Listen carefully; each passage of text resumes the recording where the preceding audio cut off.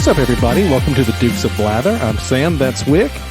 Every week we get together. I was going to say every week we get together. Every week we get together, discuss things from the views of Generation Xers, trying to figure out and cope with what's going on in the world. And boy, have we had a strange week already. We're going to be talking about that.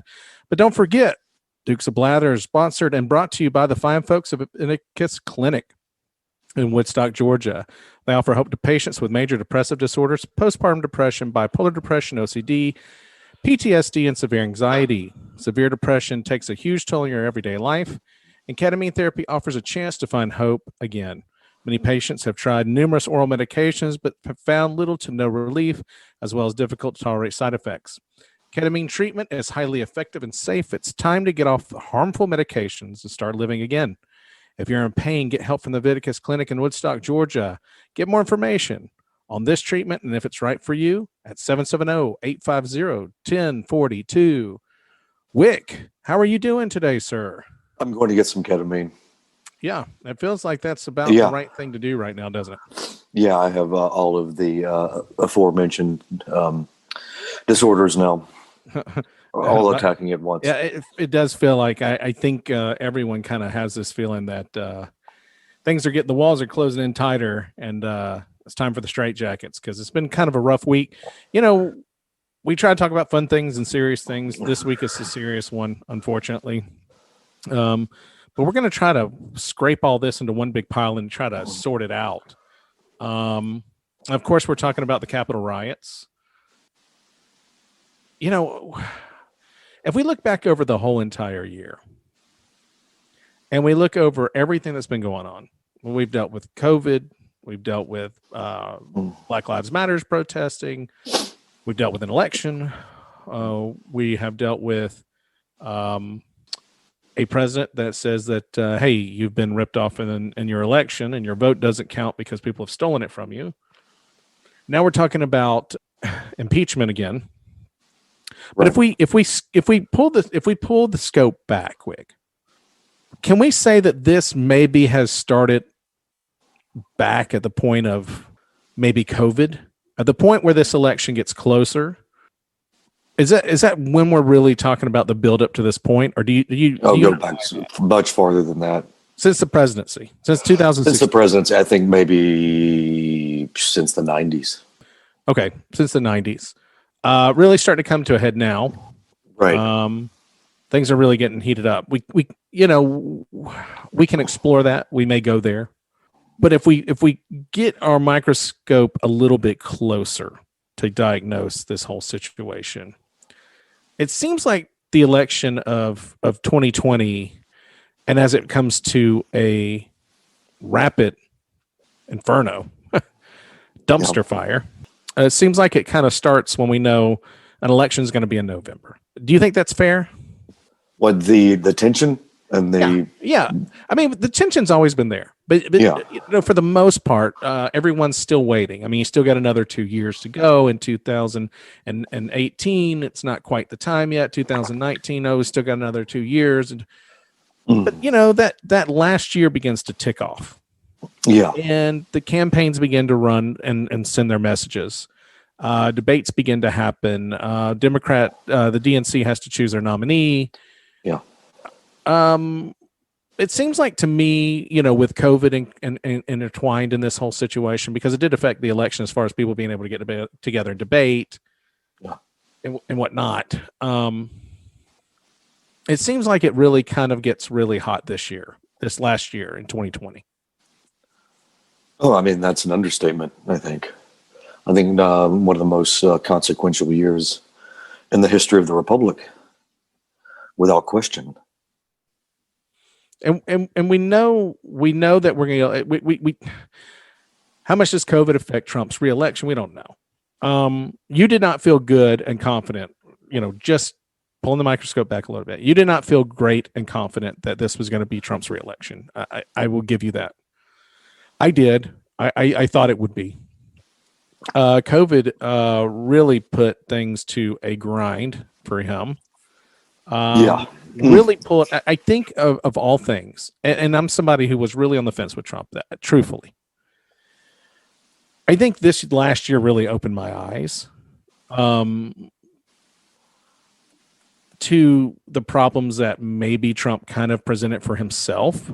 The COVID issue presented problems. I think he had problems with his debate ability. I thought he would do better in debates.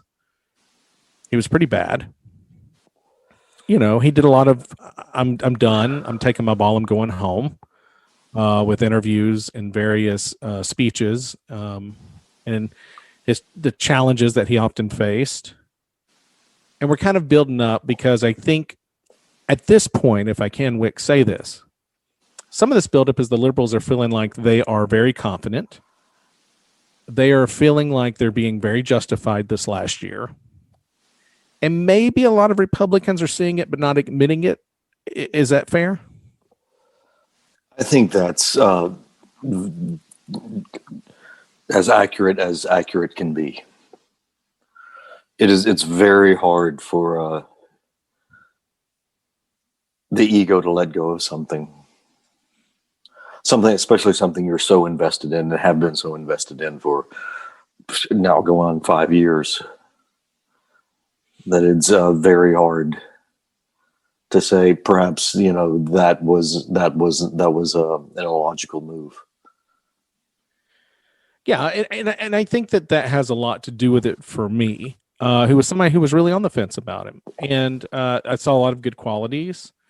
And we're going to talk about some of what character traits Trump has that kind of maybe weren't his fault that built into this whole time bomb going off. But I was really on the fence about him. And as this election goes further and as we're having the debates and whatnot, I'm beginning to get more turned off. One of the biggest things for me as this thing starts to build into what we're going into was the fact that I just felt like you were the president for 3.5 years. When you're and let's face it, the media does not like him. I think let's be fair. The media hates him. I think they have used a narrative against him, fairly or unfairly. I think they have. If you know that that's the deal, if you know that's what's coming down the pipe at you, if you know they're not going to be fair, if you know they're not going to ask you fair questions, then why are you not prepared for unfair questions? Why are you not prepared to face this thing and stare it down and say, it doesn't matter what they throw at me, I'm ready? Instead, it was almost like, but you're asking me hard questions, but you don't ask anybody else hard questions. That, for me, admittedly, made me question his leadership ability. And I want to say that there's going to be Republicans that are going to listen to this and they're going to deny it. Listen, I'm a libertarian, but I like to call myself a 21st century libertarian. I'm kind of a moderate right. I would say, Wick, you're a little bit of a moderate left. We don't have agendas. I don't work for the RNC. He doesn't work for the DNC. We got nothing here. Nobody's a member of anything. We're just being honest.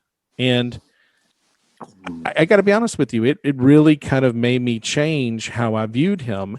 And I think a lot of other conservatives felt really challenged this year on things that they thought he should deliver better on. And I think that the liberals, in the nicest way I can say it, kind of smirked over that. Took a lot of pride in being right in some areas of that. And I think it kind of maybe begin to twist things to be a little bit tougher on individuals being able to have political discussions. And then it gets much, much worse, as we'll see. But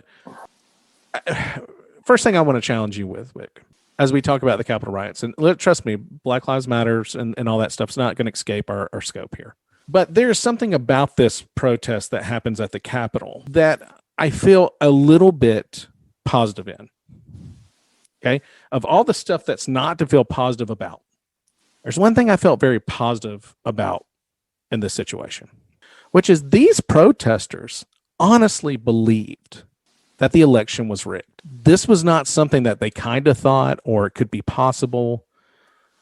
They had a lot of faith in their leader. You can say what you want about Trump, whatever. He was their leader.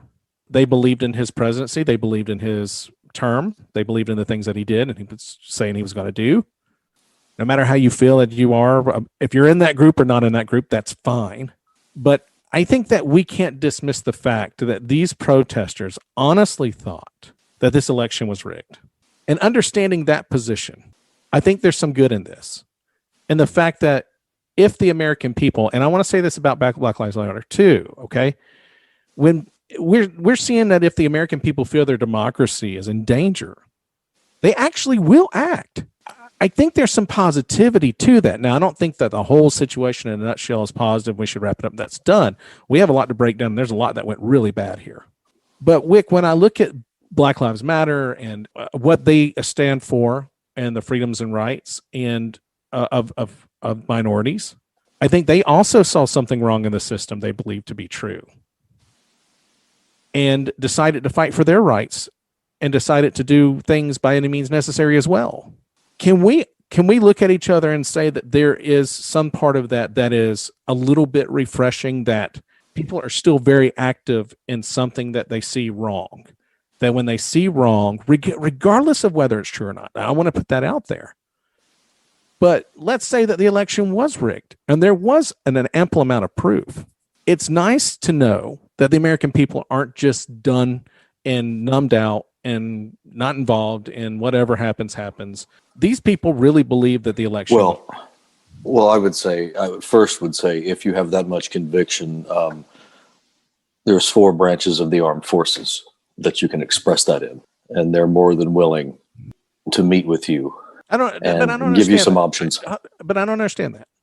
I don't want to cut you off there, but I don't feel like I should have to join the American forces to stand up for something I think is wrong in the government, whether I'm Black Lives Matter or whether I'm Trump. I mean, can we agree on that at least? Well, I think if you want to take it to the degree of violence, and you believe in the republic, you believe in the Constitution that greatly, on either side, there's 4 branches of government you can express, and if you want to express aggressively, there's arenas to do that in. Mm-hmm. Okay. The streets of America, and especially the capital of the United States, is off limits, in my opinion. Yeah, that's more than fair. Black Lives Matter. Do you think that the media treated these two things fairly? Do you feel like they're both very different, or do you think that they're relatively somewhat the same? They're somewhat the same, and they're very different at the same time, I think. Okay, that's fair. Black Lives Matter was more impulsive. We're learning now, and I even saw it on Twitter on the 5th. There was, I don't even remember whose feed I was on, but somebody said something, and then they said, "Oh, while I have a brief moment of relevancy and I have your attention," and then he posted a meme, and it said, I'm super paraphrasing, but basically, something's coming. You've been warned. I think we're learning now that this was far more. And I have a bad habit of taking people at their word. And when you say you're an insurrectionist, I'm going to believe you're an insurrectionist. I often have thought as badly planned as it was, and as much of a clusterfuck as it really was. They were there to do some very dirty business. I've often kind of when I kind of think about the Trump, I would call it the Trump extreme right. I don't think everybody. It's just like this is not. I don't think these rioters were anywhere near the average Trump supporter. Right. I don't think that they represent every conservative as much. No, absolutely not. And I don't believe Black Lives Matter and the way they handle things is representative of all Black people or people who are fighting for minority rights. But what we do know is that it's pretty obvious now that Trump lied. About the fraud? Yes. Oh, yeah. I mean, there were 60 court cases thrown out, 2 from the Supreme Court. I think 8 cases were thrown out by judges he appointed. Yeah. At any point, let me ask you this. At any point... Plus, if it was a conspiracy, they left McConnell and Graham in office. So, women... At any point in this election, you're going to say no, but I want you to be honest. When you saw the numbers, was there any part of you at any moment that felt like something may not be right here? After the election, During, after? with the actual vote count, Yeah. no. Okay. I'll tell you why is because in most states, I think you saw an down ticket. The Republicans perform phenomenally. Yes. And I think that is a very indicative, from my point of view, of Republicans voting against their nominee, against their president. Yeah. I listen, the big thing for me, and I challenged my family on this because this was a rough debate at Thanksgiving. Yeah, listen, it's not a purple wave. I mean, you're not lying on, you're not cheating the system. You're not committing voter fraud and stealing an election when your local elections are very much a purple wave. I mean, this thing came down to what Georgia would do. I think if these ballots were really rigged and the election was rigged, you would see very little red winning. We did see red win in a lot of places. I'm not of the opinion that people vote straight ticket. Now, I've been sold that over and over again by people arguing about that purple wave. I think in the Georgia, the original Senate race, I think you saw that with Biden taking Georgia, and then Loeffler and Perdue taking both Senate seats, and in the runoff as well, you saw. Yeah. I think a lot of Trump voters, a lot of Republicans, especially the far right Trump base, stayed home in the runoff. Yeah. Yeah. I think we're starting to find out that there's a little proof. Even the GOP's come out. My question to you on this is, well, even Barr and McConnell now have said there's no proof. Oh, yeah. Well, I mean, Lindsey Graham stands up there and says, "Look, I was on the side of the president. I was looking for reasons to believe that this fraud had happened. I asked for evidence, and I have 2 cases of voter fraud on my desk after waiting for a month." And he said it's just not near enough. I mean, we're not even close to what I was expecting us to get. So he even kind of did a turn-tail and U-turn on that. Now, my question for you is: do you believe? And this is a strong question. So, I'd like for you to think through this, but do you think the Republicans, the GOP, really believed him, or was it just a way to make liberals angry? Like, do you think that they knew that this was probably hogwash, but it was just infuriate? It was like one last big poke on the Democrats across the table, or do you think they believed it?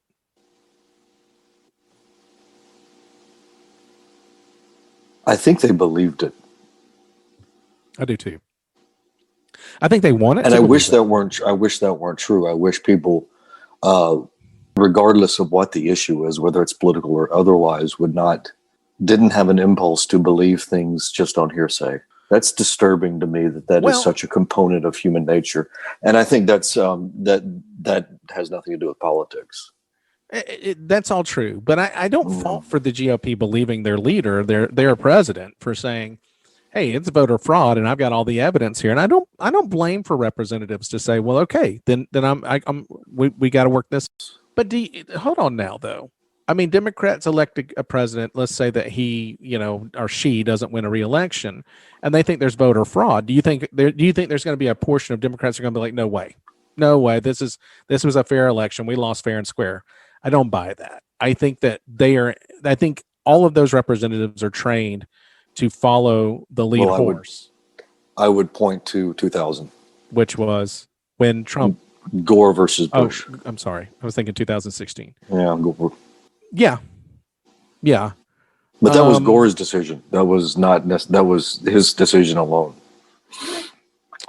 But at no point, though, is there a discussion about serious fraud in that election? No, but what is how they are akin to each other is the fact that there was a reason to go on, and there was a reason to keep counting, and they could have really.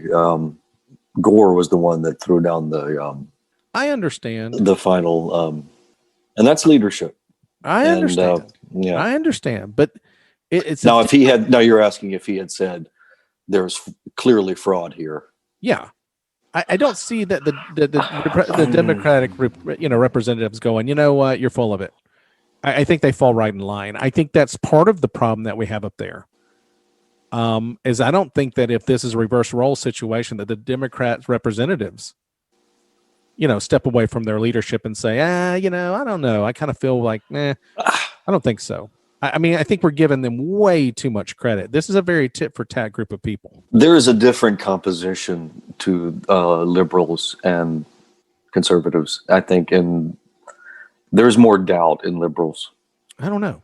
I think that doubt would have kind of blunted that kind of movement. And they'd be like, oh, well, we did lose, golly.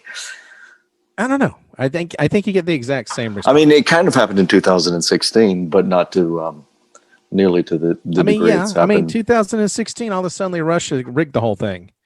I don't know that. Well, but that was on the face of some evidence. We, of course, did later learn.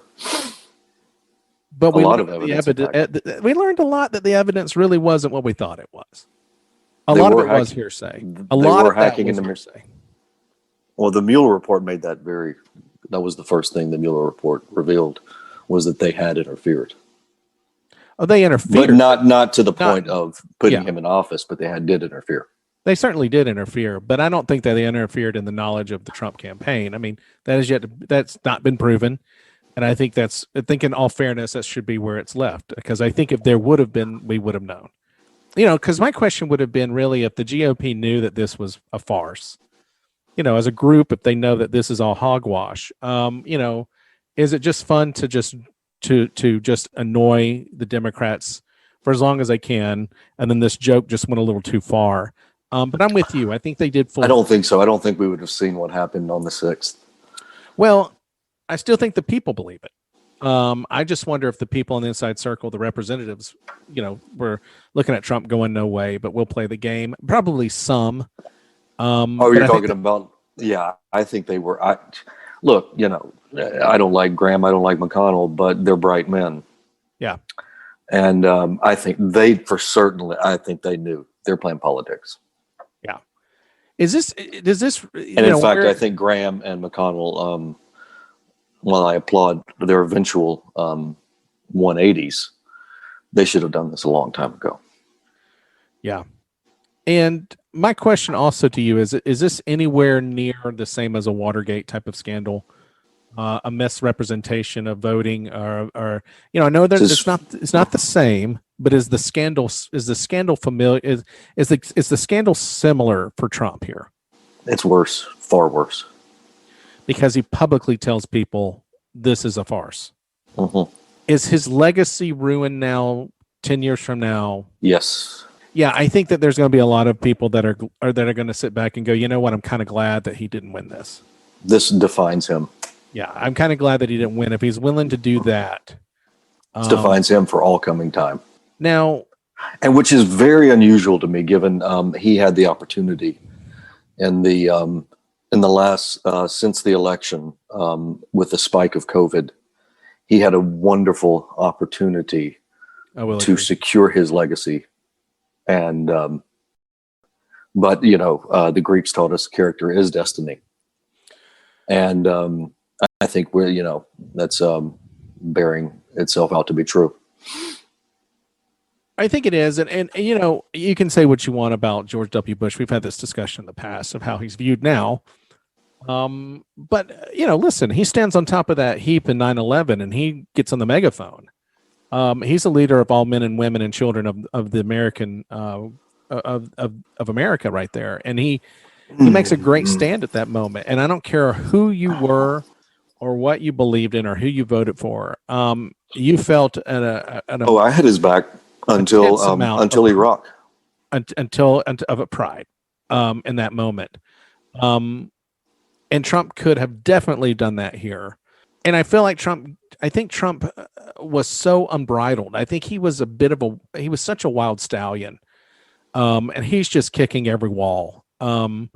And they're doing their best to throw a rope around his neck. And it's just really tough for them to get a hold of this guy. And the last year just feels like he has just been this wild stallion that you just cannot tame. And I think it just ended up biting everyone in the ass here. that's connected to him. Everybody now is going to try to get away from him because they know the ship is sinking. I think there's a lot that's coming out now about God, and more is going to come. Yeah, I'm just trying to get away from him at this point. We've lost. I think he's self-destructive at this point. I think just by what I do as being a writer, human nature is a big component. My observations of it, and he's had self-destruction written all over him for a very long time. When we look at this Capitol riot, how much of this is just the election fraud conspiracy? And how much of it is coronavirus, social media, the bad job market? It's a bit of all of it. I don't know if I can break it down in percentages, but it's desperation. I think it's indicative of a mental health crisis. I think it's indicative of an addiction crisis. Well, people often ask me what 2020 was to me, and I say it's a year of frustration. Everything that I look at was frustration. The coronavirus was frustration. The coronavirus and people debating over it, and even in grocery stores, is frustration. Frustration with the unemployment, frustration with the job market, frustration with healthcare, frustration through social media, frustration through the coronavirus, and then frustration with an already untrusting government, an untrusting hierarchy of leadership, even with Black Lives Matter, because a lot of that was, listen, these cops are have killed Black people and nobody does anything about it. The people above them hide it and they sweep it under the rug, and we're tired of it.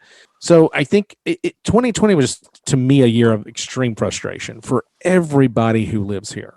I don't care what side of the red stand on. 2020 is a year of a lot of frustration, right? 2020 is the most consequential year since 1968, and it may be even greater than that.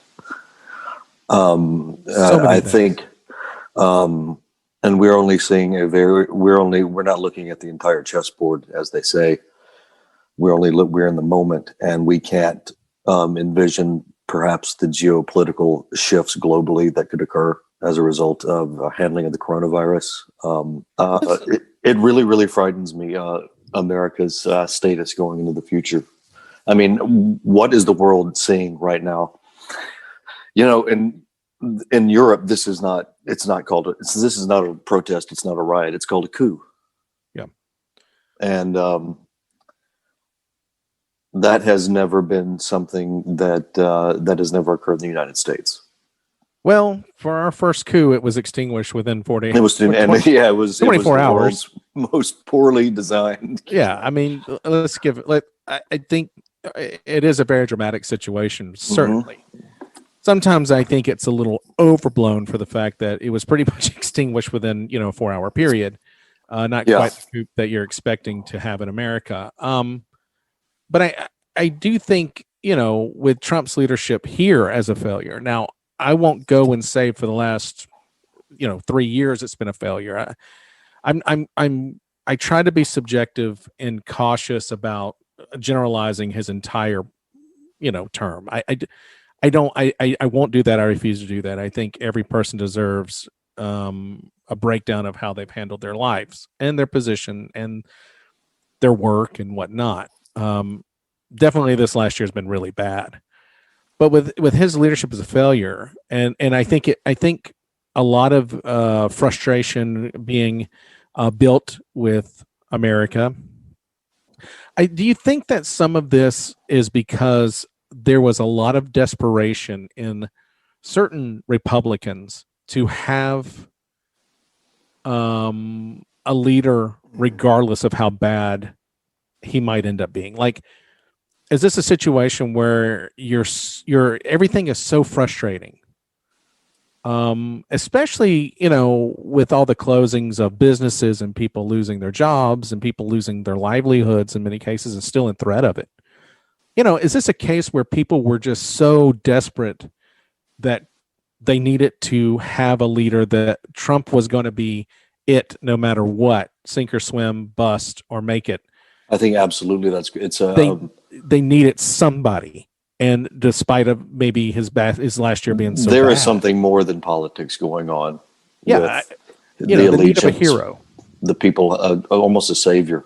Yeah, and I've never seen it go this deep with any other candidate in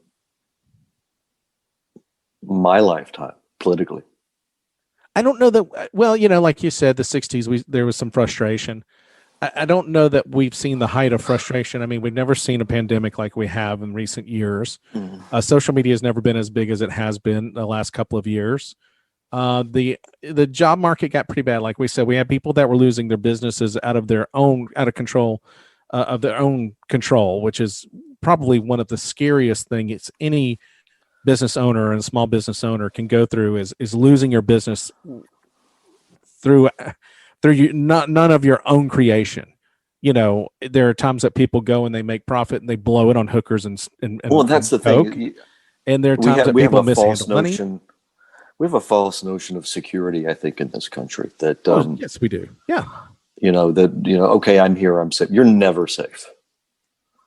And you just really have to wrap your arms around that philosophical truth. I love that statement because there are people that I've talked to, especially with which I will say cancel culture, and with I'm not completely against political correctness, although I am against forced political correctness or introvertive tolerance. But I will say that I have always preached, and maybe this is my libertarian roots, but I've always preached that, listen, freedom comes with danger. Rights come with dangers. Life comes with danger. Life comes with dangers, but there are countries that you can't have a gun. And that eliminates that you can be walking down the wrong street at the wrong time and being shot. Now, guns still end up in those countries, and I understand that before you blow me up. I do get that. But what I'm saying is that, we can go to the point of trying to eliminate all the things that we fear. And in doing so, you will not have a tenth of the freedom that you have now. We run the risk of someone else's freedoms interfering with ours. And it could be even our right to live. If we have laws that say you can own a gun, and we have laws that say, hey, if in some states you don't even have to have a license to carry that gun, then if we have a country of gun ownership freedom, then you run the risk of someone using that freedom on a day where they're mentally incapable of making wise decisions and shooting up the Walmart you're in. Now, certainly they don't have the right to do that, but there's nothing that stops those rights that build to that point from them being able to. So inherently in America, I think that one thing that this show, I think is a great moment to establish is if you're going to have freedoms, you're not going to have safety. And you almost have to choose here of what you want. Do you want freedom or do you want safety? Because you cannot have both. You cannot be free and have no censorship, and you can't have all these things and not have the other. You inherently are going to have to give up. Well, you're not going to be safe either way. No, you're going to be safer. You're going to perhaps. Right? I mean, there's still, we don't control nature. Right. But there are efforts to make sure that the whole entire, we need to make sure America is safe for everybody. And I think that's a spineless take in the way that, yes, we're a civilized country. We're in the year 2020. Yes, you inherently have some safeties in place for sure. But there's no guarantee that your life will be safe and that all these things will guarantee you to be in this peaceful place of utopia. If you have that, and let's say that in a perfect world we can create that, then most certainly you're losing freedoms to do that, because inevitably, to make other people feel safe, there are things that you can't do anymore to make them safe, to make them comfortable. And we have to be aware of that in this country. So I'm glad that you brought up that point. It's a very important point to make, that we give up, when we have freedoms, we give up safety. You give up safety when you're born. Yeah. I don't think it's. I think it precedes politics. It's the nature of living, being a living creature on terra firma. Nope. I mean, we are animals, and the animal kingdom is not a safe place. Yeah. There's always a food chain there. Yeah. There's always a poacher. Anyway, moving back to the topic here. I also have to wonder if this has been built up, and I don't want to let the liberals get away. I mean, we have Maxine Waters that's saying, let's make sure we show up whenever we have to show up. And if you see anybody in that cabinet in a restaurant, in a department store, or whatever she said, create a crowd and you push back on them. We saw videos of people in mega hats being attacked in public places. It was happening. This is a lot of tension and frustration that's beginning to build way before this point too, even before this last year. How much do the Democrats have to play in this buildup, do you think? I mean, I don't think it's where Trump is. It's not what I'm trying to say. I'm not trying to pass the blame, but I'm trying to understand that there is something here that's heating up, and it's not just one side of this thing. No, it certainly isn't. It takes two people to go, or two factions to go to war. Yeah. And we saw a lot of tension from Schumer. We saw a lot of tension from Pelosi. AOC played her part. We have seen a lot of tension be brought. And I would like to say too that, a lot of these states that are suffering the worst from the pandemic are, I think, though, the difference largely Democratic cities. Yeah, Democratic cities. But to your point about AOC and Maxine Waters, they're just representatives. They're congressmen in the House of Representatives. Agree. I am not saying that it's the same, but I am saying that as Trump's in the White House in year 2, that people being attacked for mega hats and the immaturity of and the irresponsibility of Maxine Waters' statement. Very irresponsible. It does have to play its role into the buildup here, because we're not talking very long from there that we're looking at riots from Black Lives Matter, and a lot of representatives, in fact, many on the left were patting this movement, and not that the movement was a problem, but the destruction of the movement. They were looking a little bit away from that. They were passing a blind eye to it. We're talking about defunding the police at that point.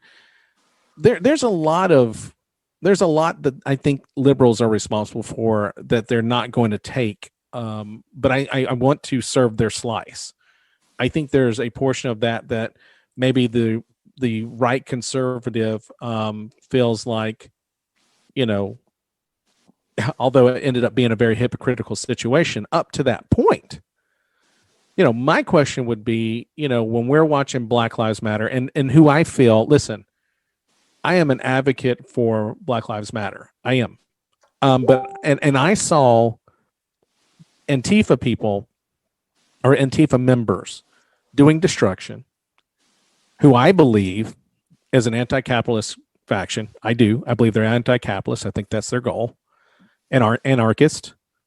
And I saw many of Black Lives Matter members stop those people from doing further damage. So I want to make clear that I don't think the entire Black Lives Movement situation has a huge responsibility here. But I do wonder, when we see this happen and it goes on for months and no one wants to do a whole lot about it because it's a very sensitive situation, that it could have given these people at the Capitol more fuel to feel like if they can get away with it, we can get away with it. And I think there is a role to play there. And I wanted to get your opinion on that. Do you think that, and we call it the Black Lives Matter riots. I got to be honest with you. I feel like they're more Antifa riots. I really do. I think it's anarchist riots. If anarchists suddenly decided to adorn the cloak of Antifa, I think there was a lot of opportunism there. I think I do. I think Antifa is made up of many anarchists and anti-capitalist. Yeah. And I don't think there's a firm ideology or a platform or a leadership. What better for anarchy than to have no leadership? I mean, what is anarchy? Yeah, like how do you how do you elect a leader? The minute that you tell me you're an anarchist and you're a member of the anarchist party and here's your president, I go, you know what? That's bullshit. You're not a member of the anarchist party at all. You're not an anarchist. All right. This is the order to our anarchy. So when people tell me, "Oh, Antifa doesn't have an order," that's unfair. You can't call them anarchist and anti-capitalist because they don't have a. They don't. Yeah, but that's their whole gig. I mean, that's what they do. I'm not.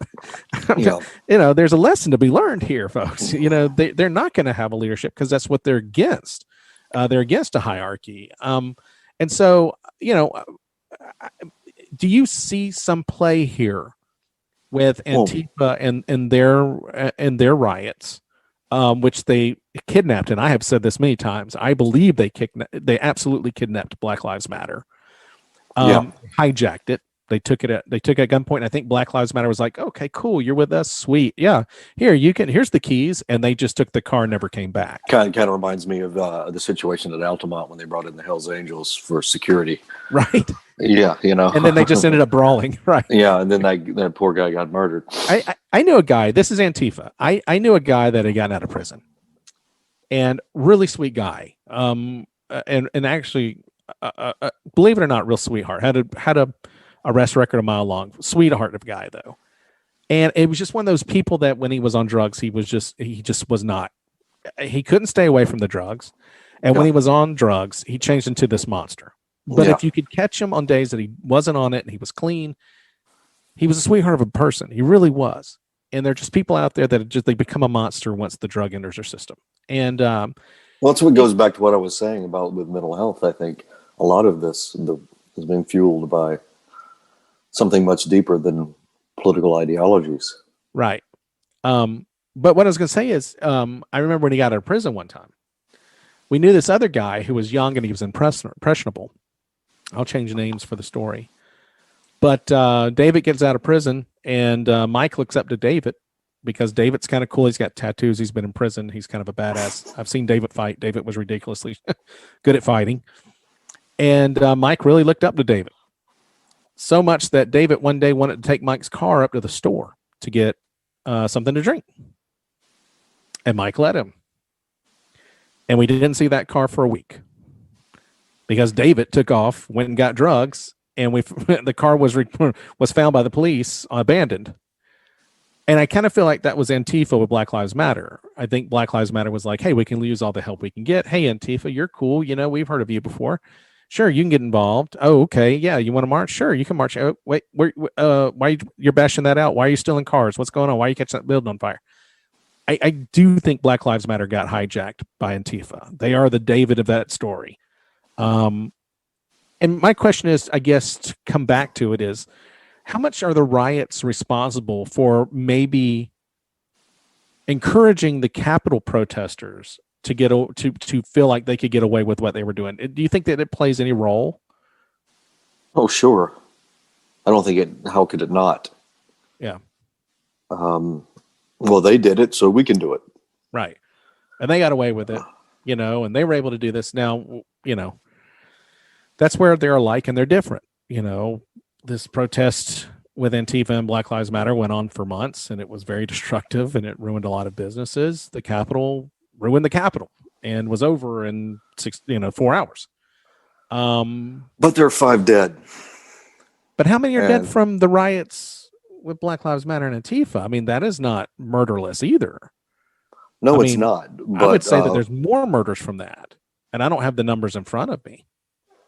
But the difference is the Capitol. The difference is the Capitol? Yeah. Yeah, I kind of see that point. But and they went in there. I don't think they had the stones to do it, but they went in there. They went in there for a revolution. I want to see, I mean, they had no game plan whatsoever once they got in. Well, I don't think Black Lives Matter had a plan. And No, not at all. This on previous shows. No. Black Lives Matter to me didn't have an end game. What was the end game? Defund the police? That's not really the end game for you. The end game is probably to create a lobbyist group or to create a political party or to have some voice in the role of government. Look, we talked about defund police. Has any police department been defunded yet? Not to my knowledge. Not to your knowledge, and not to mine either. 19 dead in the BLM riots, which is actually impressive considering how long it went on. Yeah. 19 plus. I'm sure that there's a couple more in there, but I definitely don't want to discount anybody who did die in that. That's not that number, but around 20, let's say, which is actually probably a pretty low number in consideration of how long that went on. But yeah, I think that's what I'm talking about with this show tonight is all of the things that we're not talking about. Like we sit there and we say, well, Black Lives Matter did this and the Capitol people only did this. And then we're going back and saying, well, the Black Lives Matter people were only doing this. They weren't actually doing that. And I think they're all relative. I think the mature angle that we have to start taking in this country is recognizing that everything leads to something else. And we can't discount that. And where we let one thing get away, the next thing will happen and get worse. And I think we almost kind of came to that. Now, the other thing that I think is important as we talk about the build up to this is Trump's psyche and who he is. I almost kind of say, Wick, that I think Trump was half a great president. I think his personality as a businessman who ruled aggressively with an iron fist, a person who negotiated by aggression, a person who got where he kind of was by making big deals and being a bully in those deals. When we look at his career, and in some sense, especially when we talk about like foreign trade deals and negotiations and his efforts, to his credit, to bring manufacturing back to America or to keep manufacturing in the States, which is something I think he deserves a lot of credit on. The effort maybe didn't come to the fruition we expected, but he definitely made an effort there. He's like one half of a really good president. Unfortunately, you'd need two halves, which is a person who's a leader among the people as far as keeping people calm in drastic, dire situations. Well, you'll be defined in crisis. And that's, the only great presidents we've had, they don't really choose to be great presidents. It's how they respond to either catastrophic events or... Right, but we've had presidents that didn't have to deal with catastrophes. I mean, Teddy Roosevelt's a good example of that. Clinton's a great example of that. I don't think he's a great president. But a lot of people do. A lot of people will look back at his 8 years and say they were really good 8 years. There's a lot of things outside of his control that caused that to happen, one of which being the .com boom. But there's a lot that happened under the Clinton administration that times were good. I mean, and there are times that presidents don't have to deal with that. I think if George W. Bush doesn't ever have to deal with 9/11, he's probably a beloved president by the time it's all over. I mean, as long as he's not dealing with a catastrophe, and he was very good in that catastrophe. But if he never has to deal with it, I think he's who you see now. I think he's a lovable guy that is goofy and people just, some will hate him because he's a Republican. But overall, I think, like we've said before, as time passes, people learn to love W. Bush. Sadly, he's going to be defined by history. Yeah, with Iraq. And we've said it.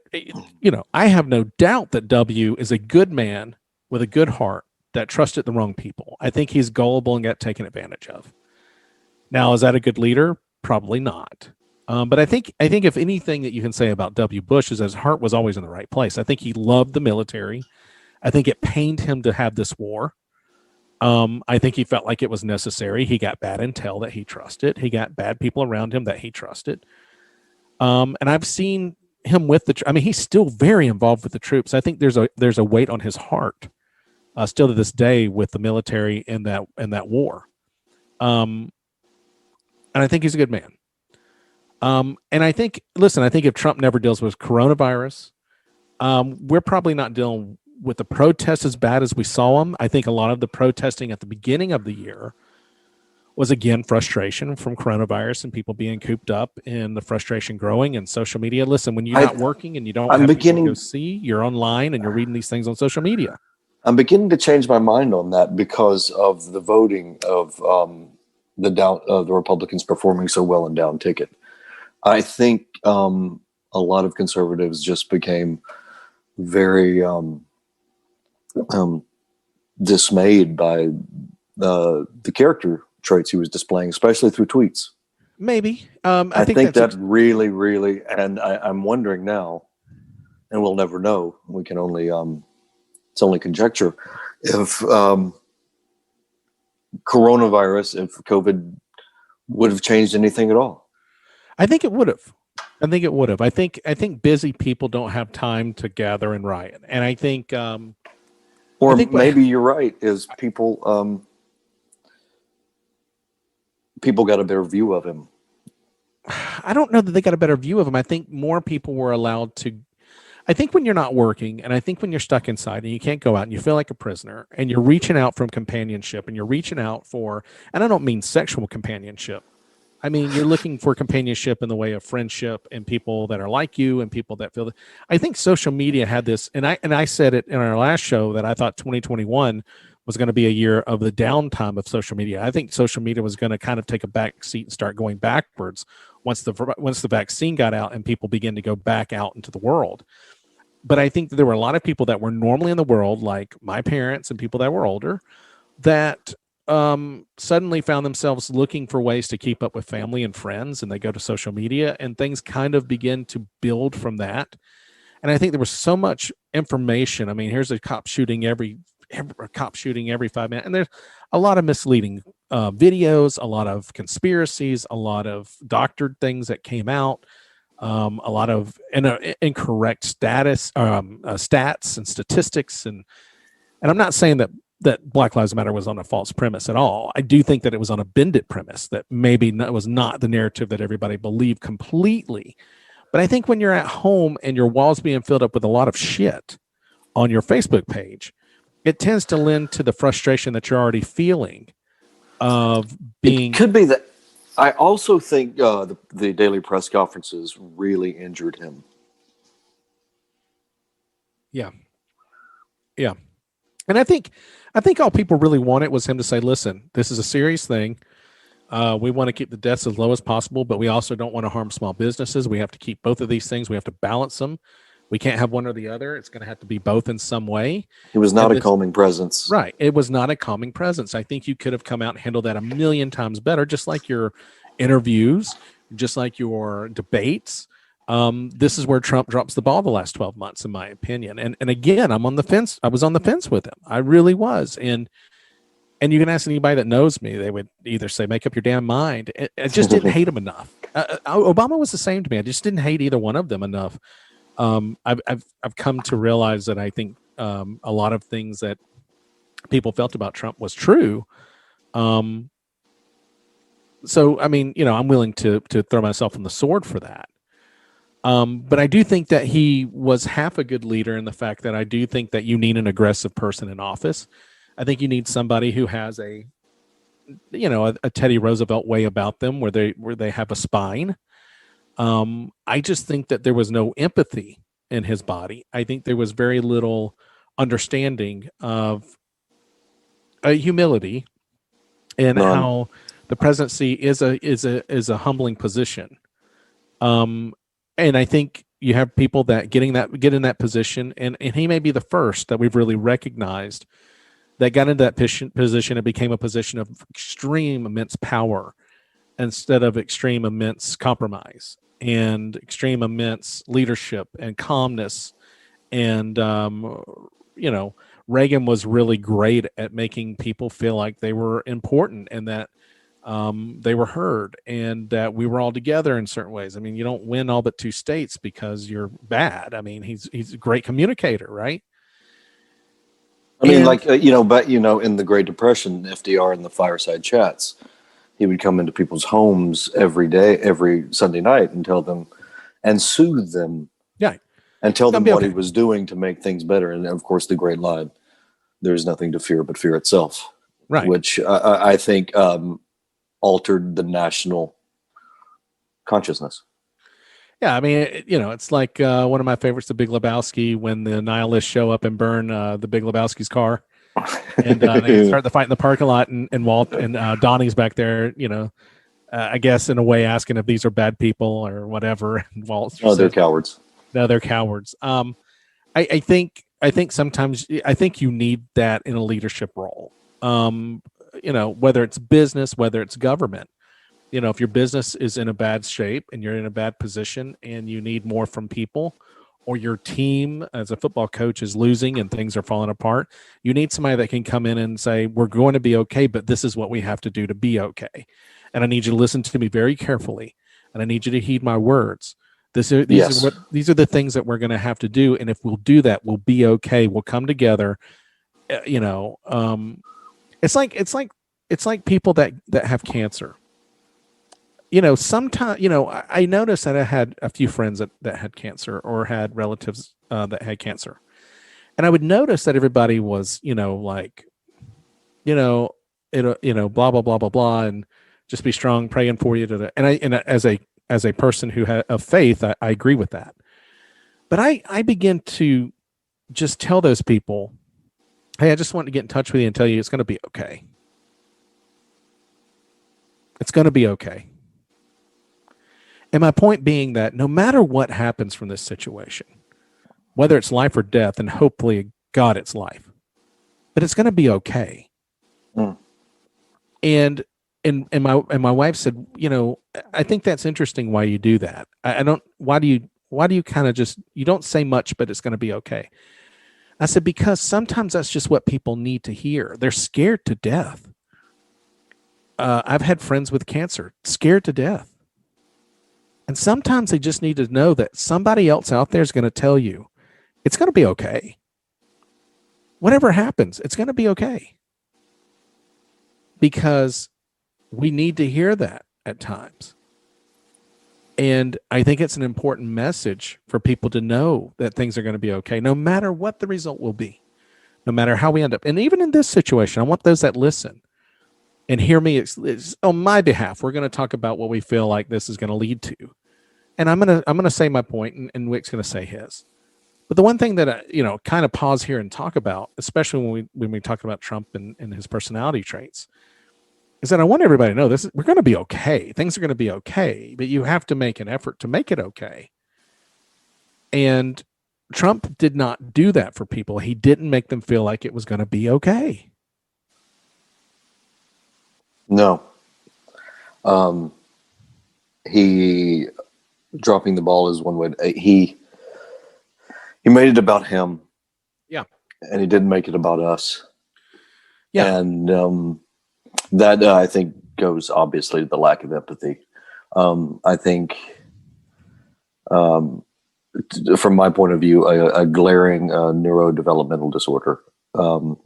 That's the only reason I can arrive at to explain some of the lashing out of,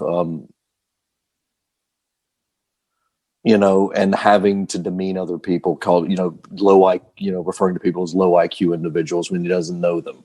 Yeah. And calling people losers. That is not a signature of sterling mental health. It's not, and it's completely the wrong approach. But I think that's that one half of him that half of him that also is a problem with. I think some of his greatness is that some of his problem is that his aggressiveness in handling situations blocks his ability to have empathy towards the situation and individuals and things that are happening. And I think that he's one of it's like my wife and me. My wife and me have this fight all the time. She's a very emotional person. Something happens. Okay. Maybe it's financial, maybe it's what. And my wife's a very strong woman. She gave birth to two two boys, and she handles me every day, and she's a school teacher. She's a tough cookie. Okay. But she has these moments when something goes wrong, and she begins to emotionally cry. And I have a hard time with it, because my thing is, we have a problem. We get to work. I don't have time for your crying. I don't have time for your needs. I have this thing that's in front of us, and I need you to dry them up, and let's handle this. Let's figure out how to fix it. That's how I do things. That's me. And I have to learn to step back and understand that is her process to get to the point of solving the problem. She has to go through the emotional process. She has to grieve for herself for a minute, or she has to grieve for the situation for a minute. She has to allow the emotions all to hit her, and she has to go through it. And then when she's done, she's ready to handle the problem. And I think when I think of Trump in that same way, I think Trump is the same type of person who has a hard time relating and emotionally getting involved. And I don't think he can emotionally get involved with people. I think he's incapable. He doesn't experience the world like we do. And that's a strength at times to me, because I know it's a strength in my own life. But I know it's a downfall for me, just as much as I know on his level of being the leader of the free world. It's a definite con, because when all of this hit, his personality type and his psyche was, I've got to go out and hit harder. This situation's happened. I'm being attacked. How dare they attack me? They don't understand what I'm trying to do, and I'm going to hit back twice as hard. And I can assure you that there are people in the back behind that curtain going, Mr. President, this is probably not the right way to handle this. Mr. President, this is, and there comes a point where those poor people probably just give up. Right? They do. And we're seeing it now where it's like his own former chief of staff said that he was the most profoundly flawed human being he'd ever met. Yeah. That everyone, all of his relationships and interactions with people are transactional. It's what you can do for me. Yeah, but I think that's his strength in his personality of what he does for a living all his life. And I think to expect that he was going to change here. We're going to find out some very... Well, I think to think that he's going to change here, or was going to change at all, is very, very... No, absolutely not. Narcissists can't change. Yeah. I mean, they can, but... But I do believe that, listen, when we talk about the election of 2016 and why is what and how and all that, we've had our debates on this, but listen, Trump's elected for a couple of reasons. It's not because racists came out of the woodwork. If you believe that, you need to go back and please grow a mature brain, because it's not what happened. What happened was, he said, I'll bring back manufacturing, which got the northern states excited. And B, I think a lot of people voted for him because they were tired of the status quo. They were tired of the typical politician. And they got something much different. And so I think that if you want to elect a businessman, fine, find somebody like Warren Buffett or... I think you nailed it. I think he got hired to be an economic guy. I think we hired... And he's not an economic guy. I don't think he's as economic as he's a salesman. He's a salesman. He's not the chief financial officer. No. He's the top salesman in the office. And he's not the CFO.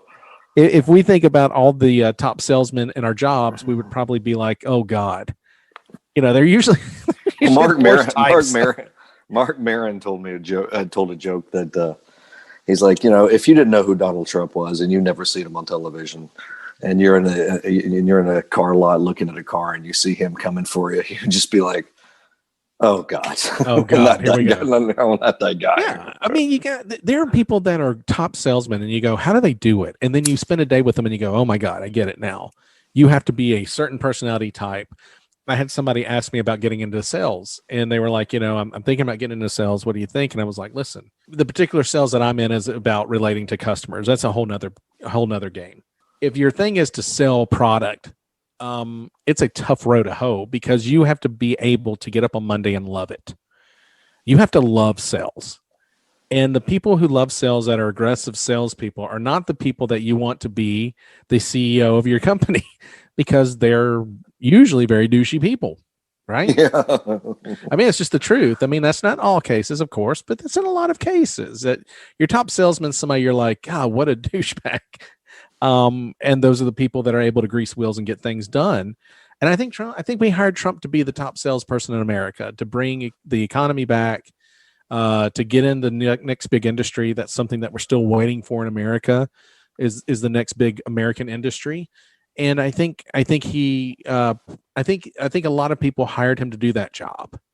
And then when Corona, and I think he was doing fine with that job. I do. I think the markets reflected that he was doing a good job with that. But then, when it came to real emotional understanding, and when it came to empathy, and when it came to being able to put yourself in somebody else's shoes and being able to calm and being able to be a leader in that aspect, he was one half a really good president.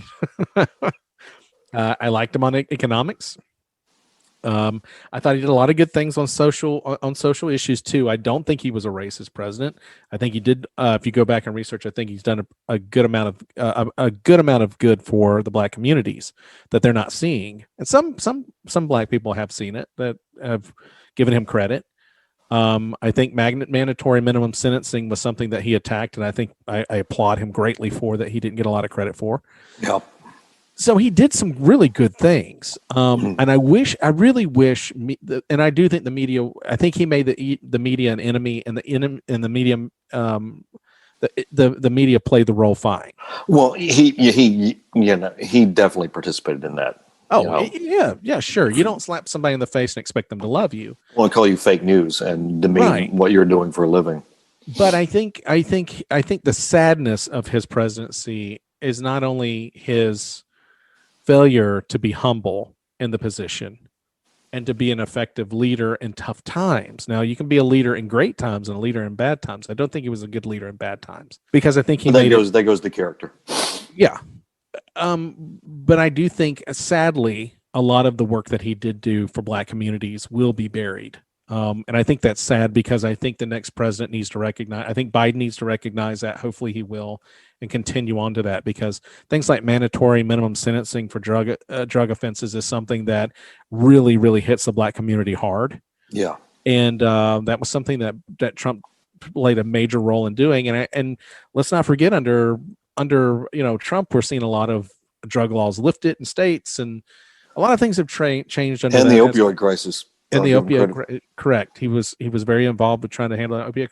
So there are some really good things about Trump, but I think when it mattered the most to the actual individual in person, and because maybe the media treated him a little unfairly on his accomplishments, it's a bad picture all around by the time it's done. And his psyche and his personality didn't really help things when shit got tough, right? He's not equipped to handle hard times. Now, we handle his psyche. We handle how we get to this point.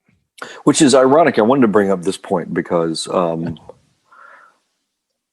lot of people say, well, he's not in touch. He can't be in touch with the average Joe because he's always been wealthy. And he doesn't have that component about his personality. But, one of the great strengths of FDR, they say, was that he came from wealth. Mm-hmm. That he was able to calm the nation because he didn't experience fear like everybody else did, because he was always safely secure in his cocoon of wealth. And it's very interesting, the two different ways that can go. Well, and let me say this, as a member of a golf course here local in my community, there is a difference between old money and new money. I deal with new money people on this golf course all the time. Nouveau riche. By no means, let me put this out there before I'm called an elitist. I bought my house on practically on foreclosure, so that's why I'm here. And no means did I not do that would I be able to afford to live here. But I do live here. There is a golf course here. I've gotten very lucky, and I do deal with new money on this golf course, and it's a lot different than old money. Old money is a very different animal. When you're raised in money, it's a lot different than when you find new money and you're wealthy. And I do want to put that out there. I think there could be some difference in that, and the fact that old money, I think you come from a line of people that have wealth, and not that Trump didn't. I mean, Trump definitely did.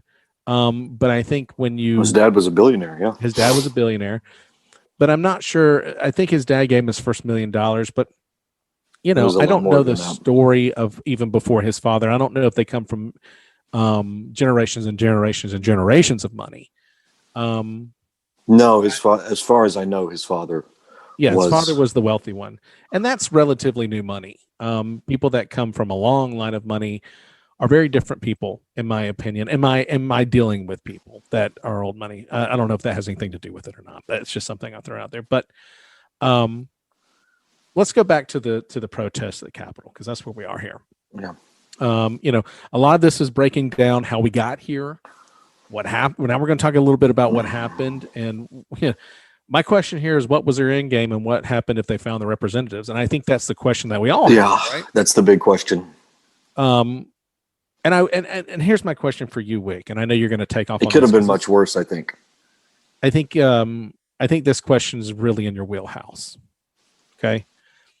And my question is, does this prove that America is in a moral and financial bankruptcy? Are we at a point where morally and financially we're just bankrupt? Our country's bankrupt financially. Damn near close. But are we morally bankrupt at this point? Yes. Yeah. And is this why we see more effort for political correctness? Are we trying to correct the moral Well, bankruptcy? I think political correctness in its idea is is one to be applauded. It's the execution of the idea. It's not not suggesting that you use certain terminology when addressing people. It's demanding that you do. And I think that's where people, jump off the train. You can't say this, rather than you shouldn't say that, because it's offensive. And I think there's a great word for it that you'll appreciate, and it's called, and I used it earlier. It's repressive tolerance, where intolerance, instead, you're trying to be tolerant, but you meet intolerance with force. Okay, the things that you don't tolerate, you meet with an amount of force, like a hurricane. And I think that's our problem, and where I think we have moral bankruptcy in this country. And I think some people think we bail ourselves out of that by forcing people through repressive tolerance of saying, I won't tolerate this, and because you've done it, I will now violently or aggressively repress you. I will imprison you, and I will damage your life. I will damage your livelihood. I will ruin your business ranking. I will ruin your reviews on your restaurant. Well, I think it goes. Exactly. It goes to ego. I think that I have to win this argument where everybody dies. Well, isn't it kind of a battle of who cares less? I mean, the person who's being offensive feels they have a right to be offensive. The person who is intolerant to that feels like they have a right to fight back on that. It's almost like a little bit of a hamster wheel, isn't it? I mean, like, where it just never ends as we're fighting moral bankruptcy. And I think that's where we are. I think we do have moral bankruptcy in this country, where we're almost attacking values. Now we're attacking, people of religion. Now, I mean, you can look at it between the millennial and baby boomer issue, where, grandkids are attacking their grandparents, and and grandparents are attacking their grandkids. Yes, it's going back and forth. Life was really easy for you, and you need to. Everybody thinks that it was easier for somebody else. You know what I mean? You don't know what I'm going through, and baby boomers are saying, you need to tighten your bootstraps tighter and you need to do more. And the millennials are saying, well, hold on a minute. When you came out of high school, you got a job that you're still working in that paid, your health insurance for you completely. And you didn't have to worry about health insurance. You didn't have to worry about, these drug student debt. Yeah. You didn't have to worry about unemployment, not being able to find a job. And I mean, we've just come to the point where we've lost all due respect for the other person. And that's where we talk about this moral bankruptcy happening. Now we're at the Capitol, right? And we're saying morally, it's probably not the best idea to go and attack the Capitol and its representatives and look to kill them. Did you notice how young that most of them were? Yes. And I think it's the opposite of the liberal millennial, where you have the far right conservative millennial that is what's that girl's name, Tommy Lorraine or whatever, and some of these people that are on the spotlight of Fox and whatnot, and we see it in liberals too. I mean, we have the AOCs and people like that. So I think we have this generational problem of millennials on both sides, or young people on both sides. It's generational, but the underlying that is economic and frustration. And listen, the people that are up there that believe that this election was thrown and all that, these are people that if you probably talk to them individually, just like the Black Lives Matter people, if you talk to them on a one-on-one level, you probably begin to have an understanding or at least an appreciation of the person, in which they're saying, listen, this coronavirus thing, we understand that it's dangerous and all this. I mean, some of them are thinking it's all hogwash, but businesses are closed down. And I've lost, I had a business that did this and now it's gone under. I had a bar that has gone under. I had a restaurant that no longer exists. And so here's the president trying to get my business back up and running, and the liberals are in the way of it by making a bigger deal out of this coronavirus thing. And, it's like we talked about, if I'm willing to risk my health to run my business, and and my patrons are willing to risk their health to come patronize my business, why don't we have the right to do that? Why is that being taken away from us in certain parts of the country? And so the frustration, let's not dismiss the Capitol rioters' frustration, is very real and understandable. What they did is morally wrong.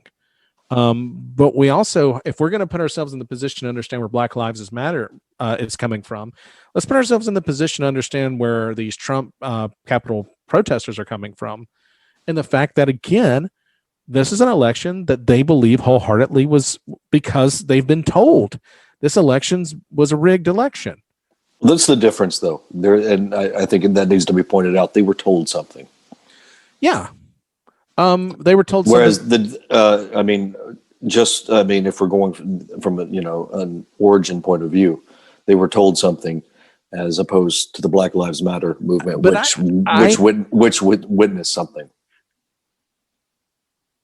Maybe, but I think a good portion of those Black Lives Matter protesters were white millennial children. I agree with that. That have never suffered a day in their lives. A lot of them are Antifa people that don't care about the minorities having their lives cared for. They just wanted to disrupt capitalism, and they wanted to make a point. They wanted to do destruction. So no, I don't know that I believe that 100%. I get what you're saying. I understand where you're coming from. I completely get it. But I also, I'm saying the inciting event. The Black Lives Matter, a lot of that was, some of that was founded on a lot of misinformation as well. I mean, there are people that were out there that were protesting. I think every time a black person gets pulled over, they're shot in the back. I mean, there was, there's a lot of misinformation, and you can look at crime statistics and you can see that's not necessarily always the case. But I do think that they were right to stand up for those situations like Floyd and the many others. The kid that was in Georgia, I can't remember his name, I apologize, that was shot jogging down the street. There are moments where this is a real deal. And for those instances, I applaud you. Absolutely 100%. But let's not believe that some of the Antifa the Antifa protests is what I would like to call them, weren't sometimes found on false pretenses themselves as things begin to get crazy, like defunding the police was not going to solve something. And there's no end game in either one of these groups. I think that there is somewhat of a parallel on moral bankruptcy here on both sides, believing look, me and you did a really great show on the social media dilemma that's on Netflix. Mm-hmm. And it says in that documentary from the people who created these programs and platforms and artificial intelligence, hey, look, our whole game our whole game was to find out what you're compatible with and then overfeed you with it. So if you're a liberal and you're a Black Lives Matter person, you're following Antifa and all this other stuff, you sure as hell you're going to get listen, if the right's getting conspiracy theories on YouTube put on their wall about voter fraud and all this other stuff, you best damn well believe that on Facebook and other social media platforms that the left was getting misinformation left and right, and that there's a black person dying every time somebody pulls them over. I mean, there is as many conspiracy theories on the left as there are on the right. We can't fake that that's not true. And so I do think that a lot of people protested on false pretenses. There is a man sitting in the most powerful seat in the world. I agree. Propagating conspiracy theories. That's where I was going. Now the question becomes, does he believe it? I think he believes it without proof because I think his psyche disallows him to believe he lost. That he lost an election to Joe Biden, yeah. Right. And I don't either. I mean, I gotta be honest with you. It wasn't until this last year. Look, me and you discussed it like at the beginning of the year, and I thought, no, wait, Trump's going to probably take this thing. I think Biden's a terrible nominee. I still think Biden's a terrible nominee. I really do. I just think that people just wanted out of the situation. And I'll be honest with you. I am not so sure how many people went into that voting booth and voted Democrat because they were terrified that there were going to be more protests. There are people that I do believe, and it's not everyone by any means, but I think there's a percentage, and it may be very small, but I do think there's a percentage of people that went in and voted for Biden because they were terrified of another riot in November. And that's I think it's the old Carville saying, it's the economy. I don't think so. I think there was real fear that in November, if he wins, there's going to be more riots. And most certainly there would have been. I believe that. I think there would have been more riots. I don't know. Do you really think so? I don't know anybody that would have done that. Do you know anybody that would go in and vote against, that voted for? I'm sorry? I mean, do you know anybody who did it the first time around? I don't. Voted for Trump that rioted over the Black Lives Matter thing, like went out and rioted. Oh no! What I'm saying is, I don't think anybody went and voted for Biden just because they were afraid of more riots on the left. I do. I think there's a percentage. It may not have. Hey, listen, it's like voter fraud. It probably happens, but it's not enough to sway an election. That's not what I'm saying. I am not saying that Biden won because people were afraid of it. I do think that there was a percentage of people who weren't sure how they were going to vote, and there was a certain thing inside of them that said, you know what? I'll be damned. If Trump wins, then we got to deal with this protest all over again. I'm just going to go ahead and do Biden vote. Biden won because he displayed more empathy when people were needing that. I don't think so. He was non-existent, dude. I mean, this guy was living in his basement. He had nobody coming out to his rallies. I think Biden won by default because Trump was a horrible leader the last year. And I think people would have rather have gone with Biden and Harris than to continue on with what they saw was failed leadership in the last year. There's a lot very well be true. Yeah, there's a lot of Republicans. It could be like the NFL. You don't make a play, the other guy makes a mistake. Right. Yeah. I mean, there's interception that changes the game. And I think it just comes down to without coronavirus, I think there's a lot of people that think without coronavirus, it's all a domino effect. Without the coronavirus, do we have the Black Lives Matter protest? If we don't have those in a major way, then is the economy still strong? If the economy is still strong and there's no push on Trump to have to be empathetic and be humbled, then is he still strong? Is the economy still strong? Yes. He probably still votes this. He probably still wins this re-election.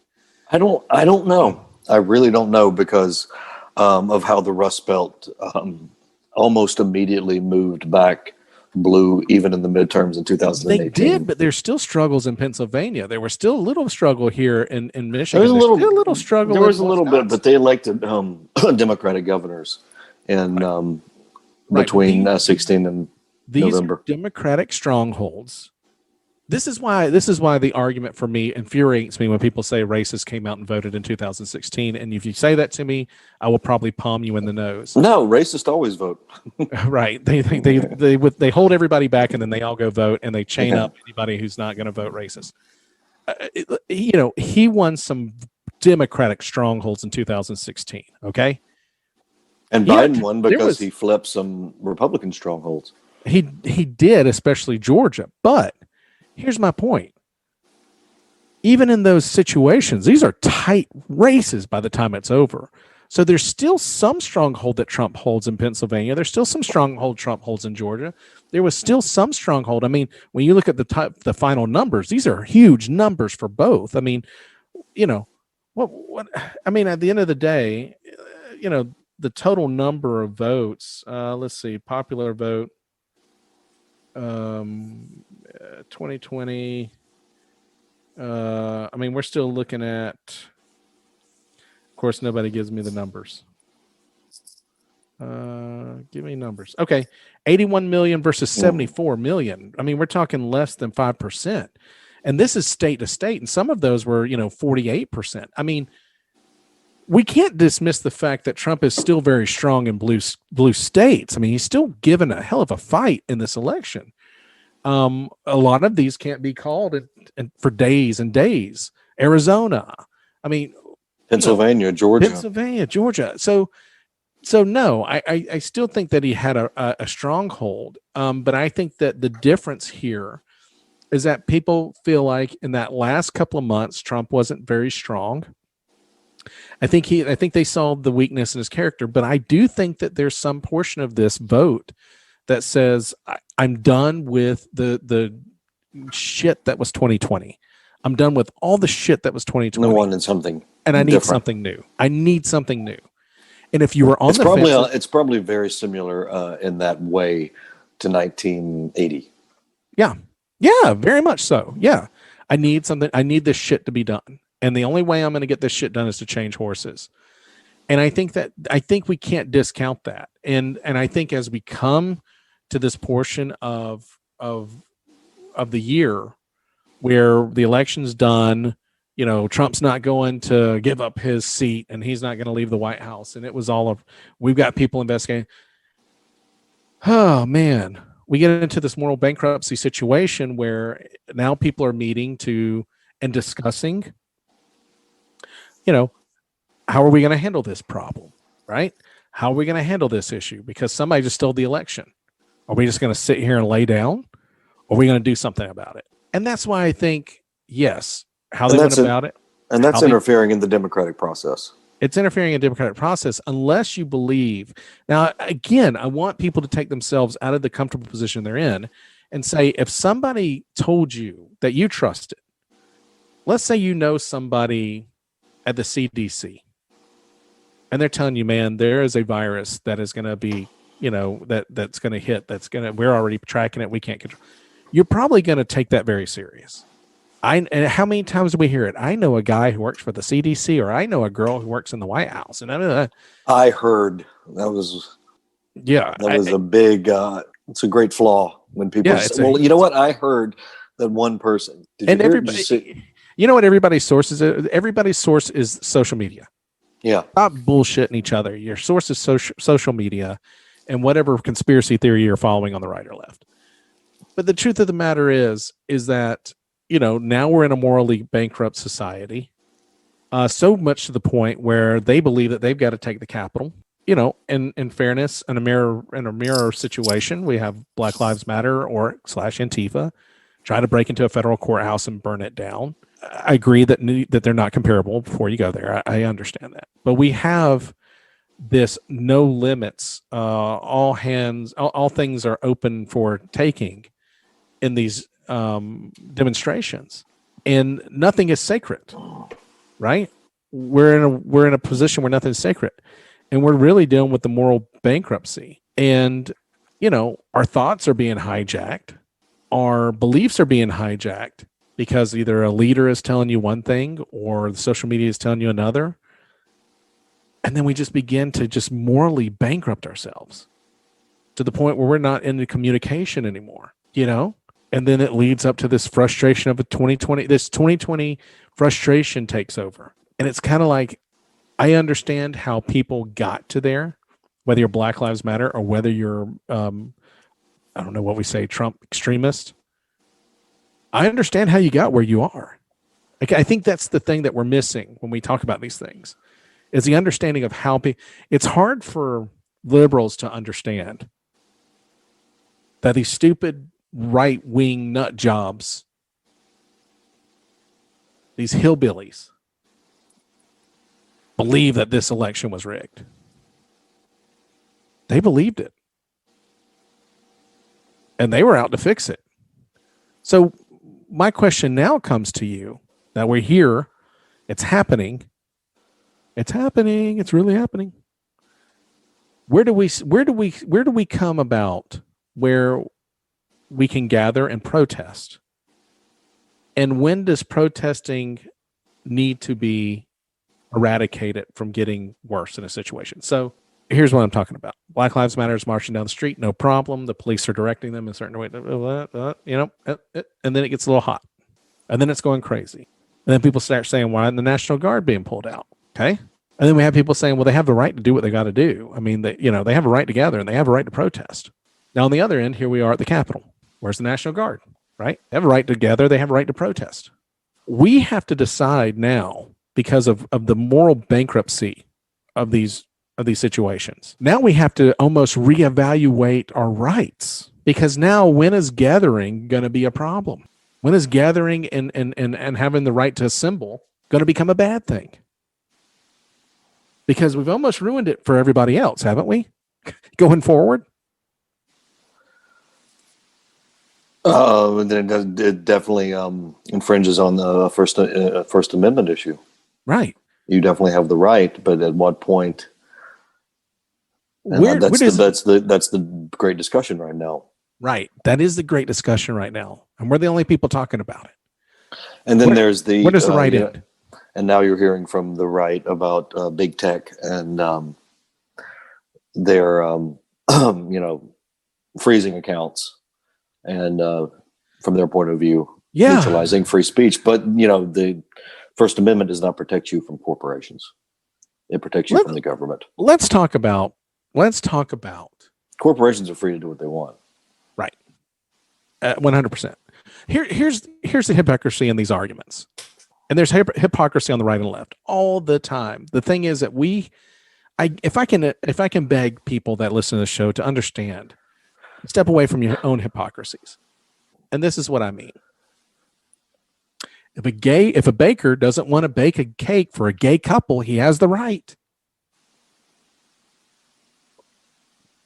But Zuckerberg doesn't have the right to take social media away from Trump. That's free speech. When do we understand that we have a very hypocritical way of looking at things, depending on where we're standing at that moment?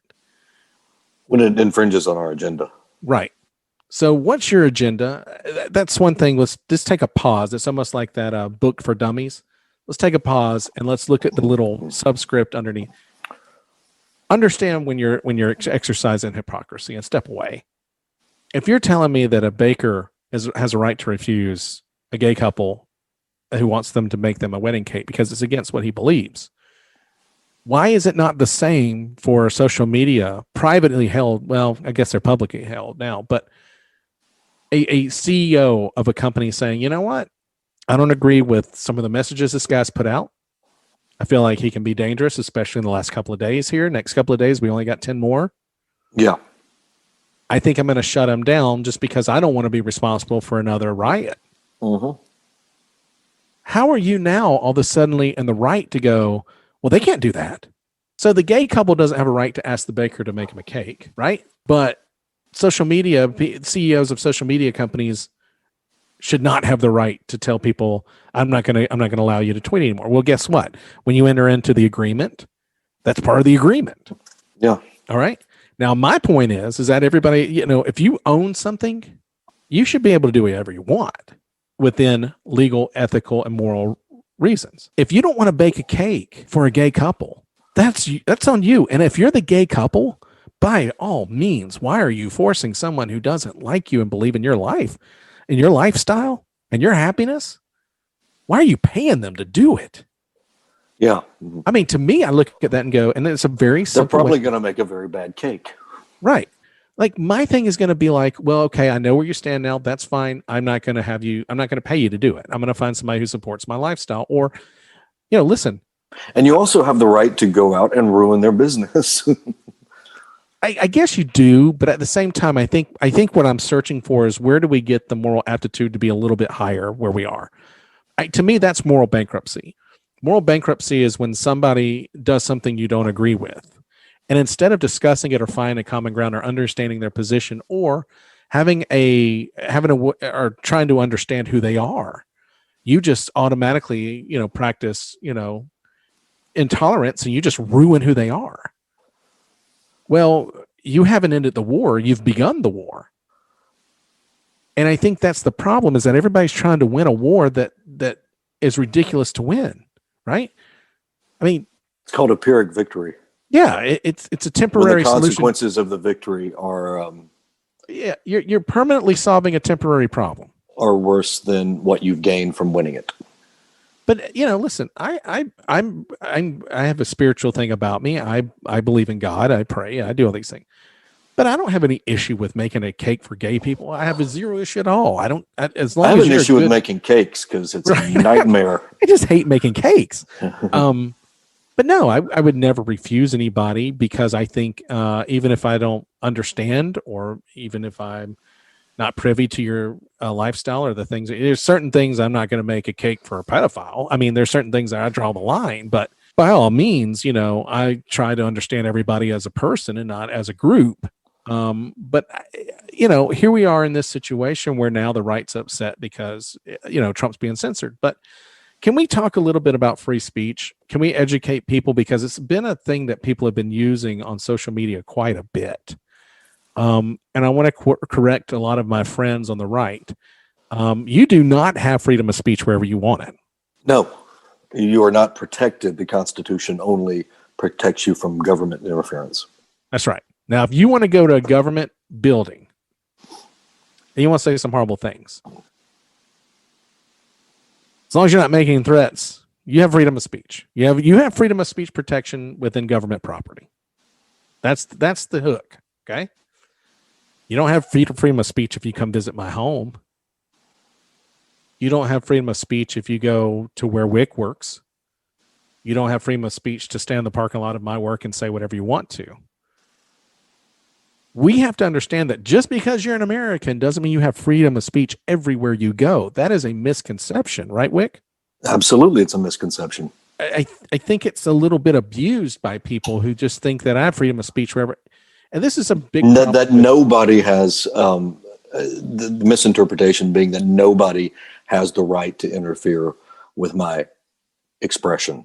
And my rights. And the constitutionally only protects you from the government interfering in that. Right.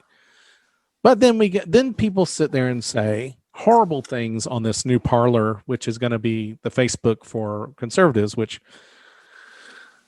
is going to become a problem too, because a lot of people are calling for them to have some type of moral, ethical code, some type of way to monitor hate speech. This is going to be a nasty battle. Yeah. It's going to be a very interesting battle because Now, to me, I am fervently behind the First Amendment. I don't care. It's the foundation of democracy. It's what defines democracy. Right, but listen. Let's correct what you're saying because I want to make sure I understand you. You understand Zuckerberg's stance on Facebook. Oh yeah, I mean, I don't think that you have the right to go anywhere and say what you want. But you also understand Parler's, hey, we're not monitoring what you say. That's their right to do it, to not monitor. From another standpoint, it could pose enormous liability issues. It could, because that's where we're going next, which is a lot of really scary things that have been said on Parler. There's a lot of talk before this riot began of organizing this protest, let's say. I don't think it became a riot until actually it broke through. But they organized this protest, and then there's a lot of talk about shooting representatives in Parliament in groups. Here's where we kind of get back to this thing where we say, okay, you have a right to assembly. Where do we draw the line, right? Before we get into burning buildings. And I have no issue with people that are standing up for what they believe. I have no problem with the people that thought the election was stolen being there and protesting. Not at all. That's their right. Right.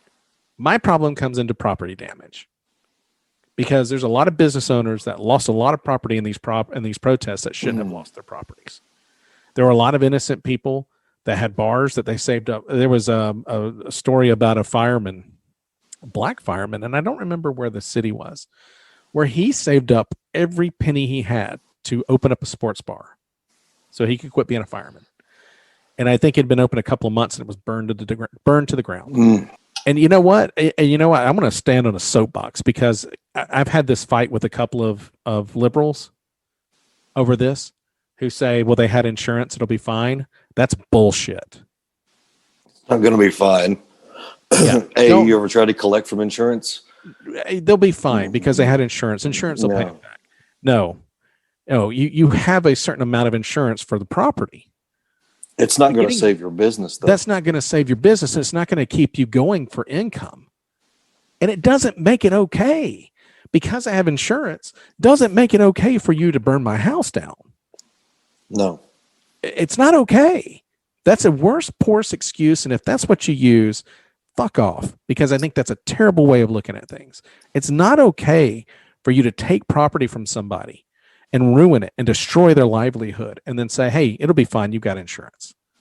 What's wrong is wrong. And so when we come to these protests, you are fine with me. Black Lives Matter. It was all good. Everything was fine. When buildings began to burn, when people's personal properties were lost, I had a real big issue. I have the same feeling here, because I think even though it's a public building, because it's a government building, I don't know how much damage they did. Do you know if they did a lot of damage to the building? I never looked. I don't think they did that much damage. I mean, it's pretty well built. It is pretty well built. And I kind of wonder, Wick, what we'll find out in the weeks to come, because I watched, me and you had talked on that day, and I was watching it, and I actually messaged Wick, and I was like, dude, look, they're going into the Capitol. And he's like, what? I mean, I don't know if I have a weird feeling, dude, because I would love to know what we'll find out in the weeks to come, because as I'm watching these people go into the building, they're walking down the velvet roped walkway, taking pictures. I don't know if it got increasingly bad after more people got in. I don't know. I just know that these people came in, and I'm watching them enter because they had cameras there, and they're following the path of velvet ropes, and they're taking pictures with their cameras. And it was almost like watching tourists come in. I don't think everybody in the group had the same agenda. No, not at all. Not at all. I invite anyone to go look at the original beginning of them getting into the Capitol, and it's almost like, and I hate to say it because it sounds terrible, but it was like Japanese tourists. They had gotten into a place, and all of a sudden everybody kind of stops, pulls out their cameras, and they start taking pictures of the inside. Like, oh, look at that. There's a painting. Oh, wow, that's cool. Like, and they're following this velvet rope trail to the door, and nobody's breaking out. Nobody's kicking those ropes. Well, also too, what's very interesting is that what could have saved even further violence is the fact that they were in session. Yeah. And they were on the House floor. Yeah. I mean, what if they were, sporadically through the building in their offices at the time? Or not even there. Yeah. Do these people get in? I mean, I get the Buffalo guy and everything, and everybody's got jokes, and yeah, he definitely goofy. But I mean, like, there's a dude, they're posing for pictures in front of paintings, and they're going. Now, I don't want to paint these guys as innocent. Please don't get that. But it's a really weird narrative how this thing begins. You should see the video of the officer getting crushed in the doorway. Yeah. Now, Wick, that gives you a more, I guess, robust picture of what went on. And furthermore, can we talk about the hypocrisy of Blue Lives Matter? Now, these are the groups of people that are running around talking about Blue Lives Matter, and now suddenly they're shit. Now it's just trash. That's what's so disconcerting about this movement is like once you're not in line with us, you're the abject enemy. Yeah, I mean, I'm watching these people and how quickly it turns. Yeah, I'm watching these people as it begins, and we're starting to see it get a little bit out of control. And I had a friend that shared that. I don't want to say his name because he's private, but he's a bit liberal, and he's like, "Hey, I'm gonna send this video over to you." And okay, and I'm watching it, and it's getting a little bit out of control. And I'm watching these police on the rails, and they're just getting, "You piece of garbage, you piece of trash, you're a part of this, and you're doing this, and you're destroying our country." Or even Pence. Yeah, and I'm thinking, hold on a minute. I can guarantee you folks if I went to your social media pages, you would have had something about how Black Lives Matter or Blue Lives Matter. Who does that behavior remind you of? Well, I mean, you mean the switch quick? Yeah, like once you're not my friend, you're my enemy. Once you don't have, I don't have any use for you. I don't know. I mean, I would like, listen to me. Blue Lives Matter, Black Lives Matter. I think they both matter. I don't know that I find that I have a little bit more respect for. I have more respect for what Black people are going through and empathy for that. I also have a lot of empathy for what police officers go through every day. I don't think anybody's winning that. I think they're both going through a lot. But to sit there and this is what we're talking about. Are you being hypocritical? Step back, because I think it solves a lot of issues. If you're preaching Blue Lives Matter 3 months ago, and now you're yelling at the police that are at the barriers and calling them garbage and that they're part of the problem. Well, I also think this is a very fringe element of the right. And most conservative friends I have would not do that. Right. And admonish what happened. And I think we have to take that into account. Yeah. And, I think in all these and I'm cases, also we're saying, talking about extremes. From a progressive point of view, is we also need to be more gracious winners and losers. Yeah, and that's something that's very important. Yeah, I don't. I mean, it's time to heal. I'm very fearful that we won't. But well, can we touch on that? Because I understand the desire to impeach Trump in the next 10 days. This is a very interesting. It's a precarious issue. I think you let it go. You let it go.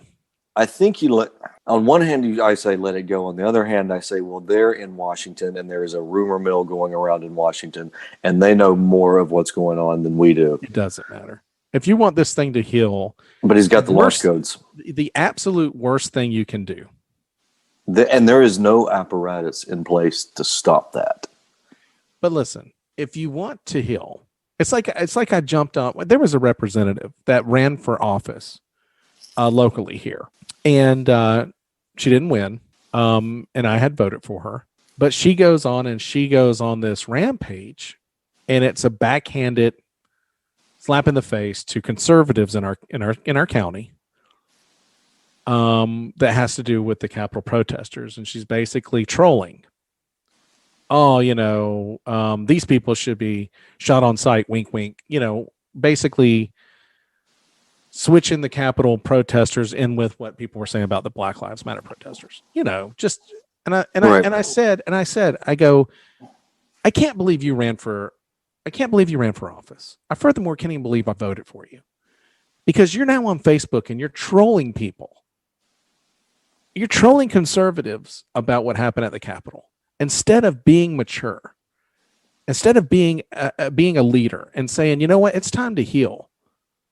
I get what you're doing. I get what you're saying. I get what you think you're doing, But here's the problem. It's the same issue I have with white privilege. If you want to talk to white people about understanding what black people go through, can I give you a hint? The moment that you start with white privilege, you get a defensive white person. Every time. I don't, and I told her, I said, I don't know what you thought you were going to accomplish with that. Did you think that you were going to go on Facebook and troll a bunch of conservatives in your county? Yeah. And they were going to suddenly listen to you? You know they're not going to. So what are you doing? So you've come here as somebody who wanted to be a leader. And I said, maybe that's some of the problem with our country. Maybe it's an immaturity level. Maybe we're electing people that don't have the maturity to be above par. And they're morally bankrupt when they go on Facebook and they troll people who didn't vote for them. And we see it with the Trump group, right? Well, there's an element of social media where, I mean, you don't have immediate consequences. So I mean, there are right. consequences, you know, Right. but you're not standing in somebody's face. You're not and the social contract is expired at that point. And I told her, I said, you're not looking for people to disagree with you. You're hunting for the people that agree with you. I mean, you control these guys. You control the conservatives. You can control them. The result is that you know they're going to be angry, right? And you know they're going to say something back to you. You're not feeding on that. What you're feeding on are the people who agree with you and say, oh, exactly, right on, perfect, like, love, like, care. That's what you're hunting for. But what are you doing? Because what you've done is you've completely played in the decisive problem that we have in this country. But do you think him not impeaching is a move towards healing, a move towards reconciliation? Yes. Because what you're telling me is that immediately what you've said is you've called for healing, and you've done that by absolutely first opportunity is to throw somebody out on the street that you don't agree with, that you didn't like what they said, that you didn't like that. I get it. I understand. Maybe if he has 6 more months in office, I get it. 10 days, I think it's insulting. I think it's a waste of resources. I think you've got bigger problems. You've accomplished what you wanted to accomplish. I have a big thing that I say, know when you've won. Okay. Also, you know, don't get in the way of your opponent self-destructing. Right. He's got 10 more days. He's already said he's not going to stand in the way. I don't know. Listen, people I don't know what he's going to do if he sits in his office and he refuses to leave. What are we going to do? They're going to arrest him. Let that happen. What do you mean? For the entertainment value of it. Listen, the Secret Service on January 20th switches over to a retired Secret Service that watches after the. These are not people that are going to. I think that's part of why they're thinking about impeachment, because he will lose his pension, he will lose his. So what? His travel. What? You think he's going to use that money for anything? I mean, he may got money need in the it. bank. I don't know. I don't know about that. You got money in the bank. You're not going to hurt this guy. I think more. You're going to hurt. Listen, sit back and watch what happens after he leaves. It's going to be even more. You're not going to hurt Trump. You're going to hurt the people that voted for him. And if you want healing, that's not what you do.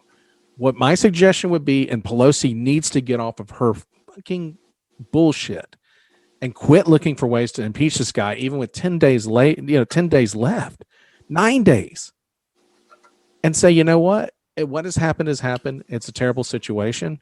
But I think that our party is looking towards growing and healing. And if that means that we have to talk with conservatives better and we have to get a better understanding of where they're coming from, then that's what we have to do, because we have to go through a new era in this country. We have to change the. Well, I mean, if they're thinking, if they feel like they need to punish him, you know, things are going to happen when he's out of office. Yeah. You know, he's in dire legal jeopardy. Yeah, just wait. And just let it take its course. Poor Pence. You know, I feel worse for Pence. I mean, oh Pence, my God. You know, listen, and these protesters really listen. It wasn't just the Democrats these guys were going to rip apart. If they'd have found Pence, Pence was going to get a shit kicked in. Why? Because Pence knew deep down, I'm going to do what's best for the country. And whether or not he had he had a way of being able to hold up the electoral, but whatever he could have done. Deep down in the back of his mind, pray for Pence. Good Lord. I mean, he did the right thing. He did the right thing. And the whole thing is that, you know, his cell phone rang all day for weeks on end with, you know what we got to do? Don't let me down. You know, we got to do. We got to fight that thing now. I've been talking to so-and-so. I'm going to make him call you. He's going to call you and tell you exactly what to say and what to do. Now, this is your responsibility, and here's the legal right of it. We have to do that. And Giuliani's going to call too, and we're going to get this all worked out, blah, blah, blah, blah, blah. And Pence is probably getting off the phone like, God dang, dude. It's like I've gotten caught up in a bank robbery, and I can't get out of it. I've been hired as a getaway driver, and I didn't even want to do it, right? And now I've got to be at the bank at noon, and they're going to go in, and now I got to drive these people back. I don't even want to be there. I don't even want to do that. If I don't, though, they're going to kill me. I mean, it's one of those things where Pence was in this impossible situation, and he still did what's right. And I don't think that people are giving him enough credit. Listen, there's going to be books. There's going to be books and books and books and books and books. He's going to come out the hero with this. Yeah, I mean, and trust me, if you think Pence is ever going to have a political career again, I think he's going to choose to opt out. I would too. He's going to get his pension. He doesn't really have a future. Yeah, listen, and that brings us to another question: is the future of the the Republican Party? And we're going to get there. But I do think that Pence is probably going to be some mayor of a small town in Indiana, and he's going to be like, he's going to find a red county, and or a red city, and he's going to be the mayor of a city. And he's going to say, I'll never go into federal politics again. I'm done. Oh, he'll go into the private sector. Yeah, he'll go in the private sector. I don't blame him. I mean, if you want to feel bad for anybody in this situation, please light a candle for Mike Pence, who, whether or not you hate him or love him because of his belief system or whatever, a guy said, you know what? I'm going to stand up there. I'm going to do what's right. I'm going to get this thing over with, and I want to get out of here as fast as possible. Well, the irony was these patriots were they were out to, let's say, assassinate somebody who's being a true patriot. Yeah. And I mean, he's you know what? Look, let's take a lesson from Pence here. Pence knew to heal the country, he had to stand up and say he's going to count the electoral votes and get this election done. He could have very well done what Giuliani and Trump wanted him to do and find any kind of legal avenue to stall this thing and give Trump, more days in office before it's settled and all this. He could have done all that. I don't even understand what Trump's game plan was with that. If he holds up the electoral vote, I mean, what's the end game? How does that get you another 4 years? I don't know. And there had to have been something there that they could use. It was probably going to be a real stretch. And Pence had to be the guy to do it. And Pence is like, you know what? No. And I think we need to take a lesson there, that when we know something's right and we know that we've got to do the right thing, this is what we have to demand from our elected officials. When you know something's right, you do it. It doesn't matter the consequences. Do you think that his time in the White House for the next 9 days is pleasant? Oh my God. It's hell. It's hell. They're all in hell. They are in hell. And still, he did the right thing. And he said, you know what? No matter what I've got to take for the next 15 days, I'll take it because it's the right thing to do. Okay? Because this election was not rigged, folks. And Pence stood up. So Democrats take a lesson and see that and go, you know what? Let's just end this thing. Let's get it over with. The pension, it's $100,000 a year. He's got millions. Let's just move on. Let's just put him back in the private sector. If we want to press charges with him later, we can do that. And these books are going to come out. There's going to be book after book after book. Well, there's also the concern with Iran. You're going to be sick of Trump books by this time next year. You're going to be sick of them. Because everybody that was in that White House is going to write one. But there's also the issue with Iran. And what 10 days sitting in the most powerful seat in human history. There's a check and balance, I believe, that still has to be. I don't think that Trump can get the codes whenever he wants them. There's a process. No, that I've looked into that. There is no apparatus for him to launch nuclear missiles. I don't think that's true. I mean, somebody can stand up and prevent it from happening, tackle him, I guess. But legally speaking, in terms of protocol, there's no apparatus in place. There's a 2-man rule when it comes to launching nuclear missiles. The president has the right to order the release of nuclear weapons, but the order must be verified by the Secretary of Defense. And they both have the codes. The president has the codes, but so does the Secretary of Defense, and they both have to put in their codes together. Right. So there's the likelihood is not. It's not great. It's not going to happen. But not just limited to nuclear codes. Yeah, how much damage can you do in 9 days? Probably a pretty good bit. Can we fix it? We probably could. I mean, unless you're talking about nuclear weapons, as we just discussed, which is likelihood's not. Yeah. Strong likelihood that's not going to happen. So I think you let him. I mean, ego's hurt. His wing's broken. His heart's broken. Everything about him's broken. He's a broken man at this point. He'll never admit it. He was broken before. Well, now I think the obvious broken is happening. And the rest of his life. I mean, how long do you expect him to live after this? Well, listen, I think he's broken from the standpoint that I think his family, behind closed doors. Now you've got Junior and all this other stuff, but I think I give them a lot more credit to be smarter than they have to play. And I think behind closed doors, there's been a lot of talk about his family, especially his sons and his daughter, saying, look, this is done. And I think that was one of his strongest core support systems was his family, his immediate family. And I have to think, after what I've heard, that they're basically saying, let's just let this thing go. We got other things that we can be doing, Dad. We can jump back in the construction business. We can do this and look at the perfect opportunity we have in South America. And blah, blah, blah. I think that there's a lot of that going on. And I think he will never admit it, but I think deep down there's probably some recognized idea that, okay, deep down, if you probably look deep, when his family starts to tell him, you know what, this let's just end this. Let's don't go there. I think he knows it's done. So hopefully that has some play. It's kind of like when your kid tells you, or your wife tells you enough's enough, you kind of start, you insult the family at the table and you have political arguments when your wife pulls you aside, or your kid says, or like the abusive parent, right? That's abusing their spouse, and not that it's funny, but the kid says, it's enough, Dad. And then everything kind of stops. I think sometimes in these situations, rational voices, I don't think it'll be Giuliani and those guys who are still fighting the fight. What has happened to that man? I don't know, but it's embarrassment. It is embarrassing. I mean, I don't think you can be a conservative not be embarrassed for Giuliani at this point. But I think there's some respect that the family now is saying, okay, yeah, hang it up. So I guess my point being is that in 9 days, I think that you'll hear very little. I don't think he's going to the inauguration. I think that's a good thing. Whether or not you want to say he's pouting or what, listen.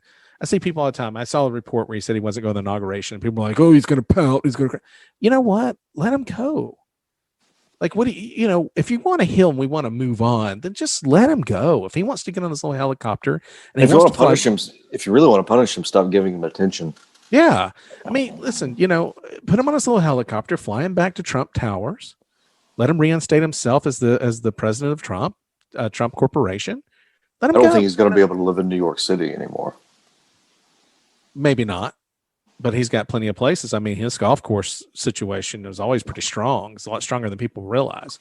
So you go Mar-a-Lago or whatever it's called. I mean, I think he can go find something to do. But let him get on his helicopter and ride. Why do you gotta have him there? Because you want to see his face when Biden takes his thing. You want to see the transfer. No, just let him go. Pence will do all that. Pence will do the transfer of power, and he'll do the whole thing. It's over. Look, it's not Trump's day anyway. Any more than it was, any more than it was Bush's day. And let's get on with what's next, because it's Biden is now taking that seat. When Trump won the election, Obama was very minimally involved. Okay, Obama. It's not Trump's day. So if he doesn't want to be there, I mean, listen, if it was anybody else, I would say, you do what you have to. But at this point, when what we know and how things have gone, if he doesn't want to be there, so what? Be even more rejoiced that he's not going to be there if you're a liberal. Say, you know what? I'm glad he's not going to be there. But this whole idea that we've got to rub it and we got to keep this thing going and we got to impeach him and I don't think that heals anything. I really don't. I think it's insulting to the conservatives that you say you want to, and I think that, I think a little bit of I think the GOP representatives would probably would say, look, why are we wasting this on 9 days of this when we can be doing other stuff? We got things that we got to get in order, and they're going to look like they're more together than the Democrats will. If the Democrats are stuck on the impeachment part of it, it's going to look as ridiculous as it did before. I mean, you've done the impeachment thing. It doesn't work. People were on board until it got stupid, and then they got off. If you think people are going to be on board in the next 9 days, they're going to get bored. They want to move on. They want to move forward. It's like Sun Tzu's Art of War. When things go on too long, people lose interest, and wars go on too long, they lose interest. And this is a war. And when you keep it going, people will lose interest. They don't care. I think it's a bad look on the Democratic Party if they keep this is all a Pelosi Schumer bullshit thing. Just let it go. It's getting the last laugh. It's ripping the paper up after a speech. It's all this other stuff. We need maturity. We need a level of maturity now. And we need a hand reached out across the table and say, look, that was crazy. Because look, I believe, Wick, a lot of Trump probably had a lot of representatives in fear for the fact they just didn't want to deal with him. They probably had to go along with a lot of stuff just because they didn't want to deal with him. You think? Oh, absolutely. You look at, Ted Cruz and Lindsey Graham were both insulted by Trump on a regular basis, and now they have to they have to toe the line, right?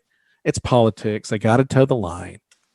And if you probably talk to him in the back room, Cruz is probably like, "Yes, let's just get on with things." Like, can we just move on? Because I think a lot of them had to live in this Pence universe where the big boss is demanding these things. And my God, if you don't do them, you'll never stop hearing from him. Your phone's going to blow up. He's going to send somebody over to talk to you. He's going to make sure that you understand exactly what he wants. He's a micromanager. And I think once he's gone, a lot of the GOP is probably going to breathe a little easier and you can start to work together. But I think if you drag them through an impeachment process, you're going to start off on a bad foot. You're going to make them defensive because you're going to have to call their judgment in question. And it's like the white privilege thing. When you start an argument like that, you're not going to get anybody to listen. If you start this impeachment for 2021, the GOP is going to shut down and they're so done with it. And I think the people are done with it. I think we're very tired. I also think it's a political move. It's an absolute political move. It's forcing this, He may not even be there. My man might be down there playing golf right now. He may not even be there. Okay. You may be wasting your time, but I think we can look at all this in two simple ways. And this is where I kind of want to get, I want to tap your brain because we're going to talk about where we kind of got and where we're going to, the future of these parties, like you said, especially the Republican Party, focus on that. I think we can look at this in two simple ways. Maybe either the citizens of all walks of life, when you look at the BLM protest, and you look at the Capitol protest, citizens of all walks of life are fed up with the system and those in it, period. Or our system is faulty and that it trusts society to be too self-responsible. And I think that's where we're going to be, where we're talking about, again, moral bankruptcy and moving on from that topic is, either, both of these groups saw injustice somewhere or thought they did. And either they're standing up to what they feel like is a bad system and the people that are in it, the people have been in it for years and years and years with no term limits, or our system is faulty and that it trusts society to be too self-responsible and we're not ready for that. It's an interesting question. Yeah. I mean, conservatives believe that we're in cultural Marxism in our school systems. That's a buzzword they keep preaching. You're going to hear more and more of it. You're going to hear cultural Marxism, more and more of it. The Republicans believe, or conservatives believe, that this ideology of socialism and Marxism is being taught in the school system to prepare kids to come out, and like this big plan for socialism to take over America is happening. Right? I mean, you're already hearing that kind of stuff, aren't you, Wick? Yeah, of course. And then, but to my opinion, and I've expressed this to some of my conservative friends. These were the exact same talking points when FDR took office. Yeah. Well, and you're living in the country that he molded. Right. And let's don't forget McCarthyism, and communism, and what was that, the 50s, right? This is nothing new. This is nothing new, Yeah. that this plan of Marxism has been going on since the beginning of time. That, if you dig deeper into it, there's these two Marxist professors who implanted this system to implode over the years, and now we're finally hitting it where it's hitting its stride, and now kids want socialism. On the other end, I think liberals just kind of simply have this belief that they can force kindness and understanding on other people. Yeah. And other people who might be rude with their freedoms by using their regressive tolerance on them. It's just basically being forcefully intolerant.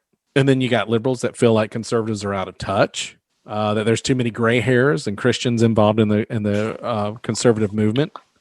Well, I think particularly the GOP has an issue with fractionalization now that is going to be disruptive at best going forward. Well, I mean, was it which one of Donald's sons said this is Trump's party now? And that's after he lost the election. That was in the last week.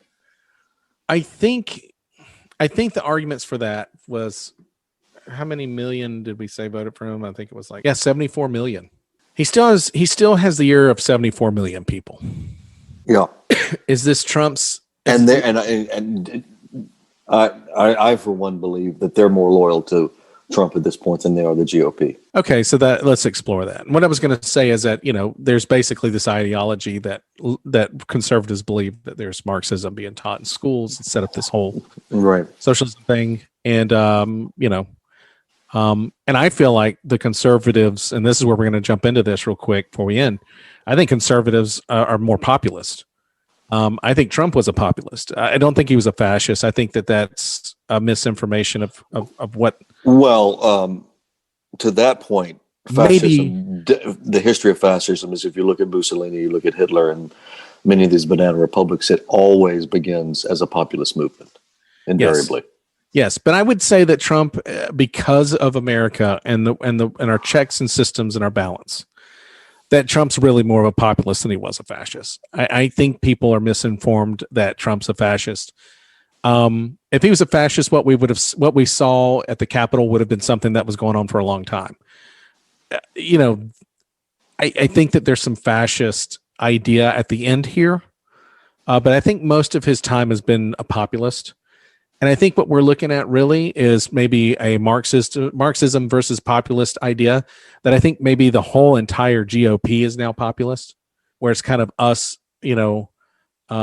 versus everybody else. The people now stand against the elite and those that are trying to take away things from us, and we're going to fight on the wings of freedom.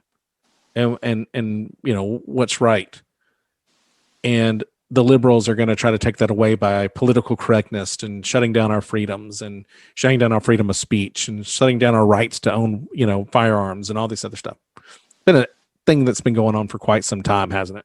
I think so, absolutely, for sure. I think I hesitate in calling Trump a fascist, because I don't think he knows what that means. I think Trump would have said whatever he had to say to whatever group he needs to say it to get the attention he needs. Well, I think that's. Well, fascism requires a. I don't think he has an ideology. Fascism. I think this. I honestly believe if he could have done this in the Democratic Party, he would have done that. He would have done that as well. I think you're probably right, but fascism is going to require a revolution. Okay.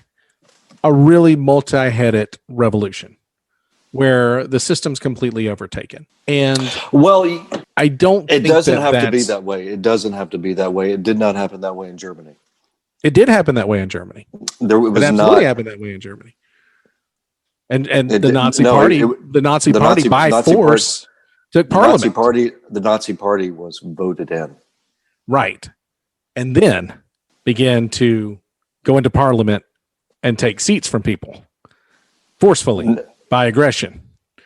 No, they didn't. It's a revolutionary movement. In Italy, it was a revolutionary movement. In Italy, it was, but it was not in Germany.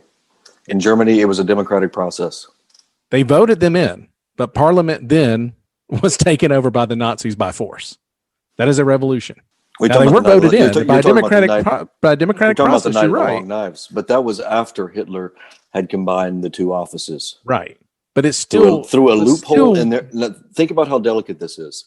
Through a loophole in their constitution, there was a loophole in their constitution that allowed him to combine the presidency and is the prime ministership. I don't. This terminology may be wrong. For a period of time through the Reichstag, a Reichstag vote. He got that vote, and they never. We'll agree to disagree, because in my opinion, if you go into parliament and forcibly, violently take seats to make parliament completely one party, that's a revolution. It was never that in Germany. It was never one party. And Hitler never even got more than 50%. That's right. Hitler never even got more than 50% of the vote. Right. Until they took parliament by force, violently. They never took Then they had complete power. They did not have every seat in the Reichstag, ever. Okay. I think if you take parliament by force, violently. When did they take it by force?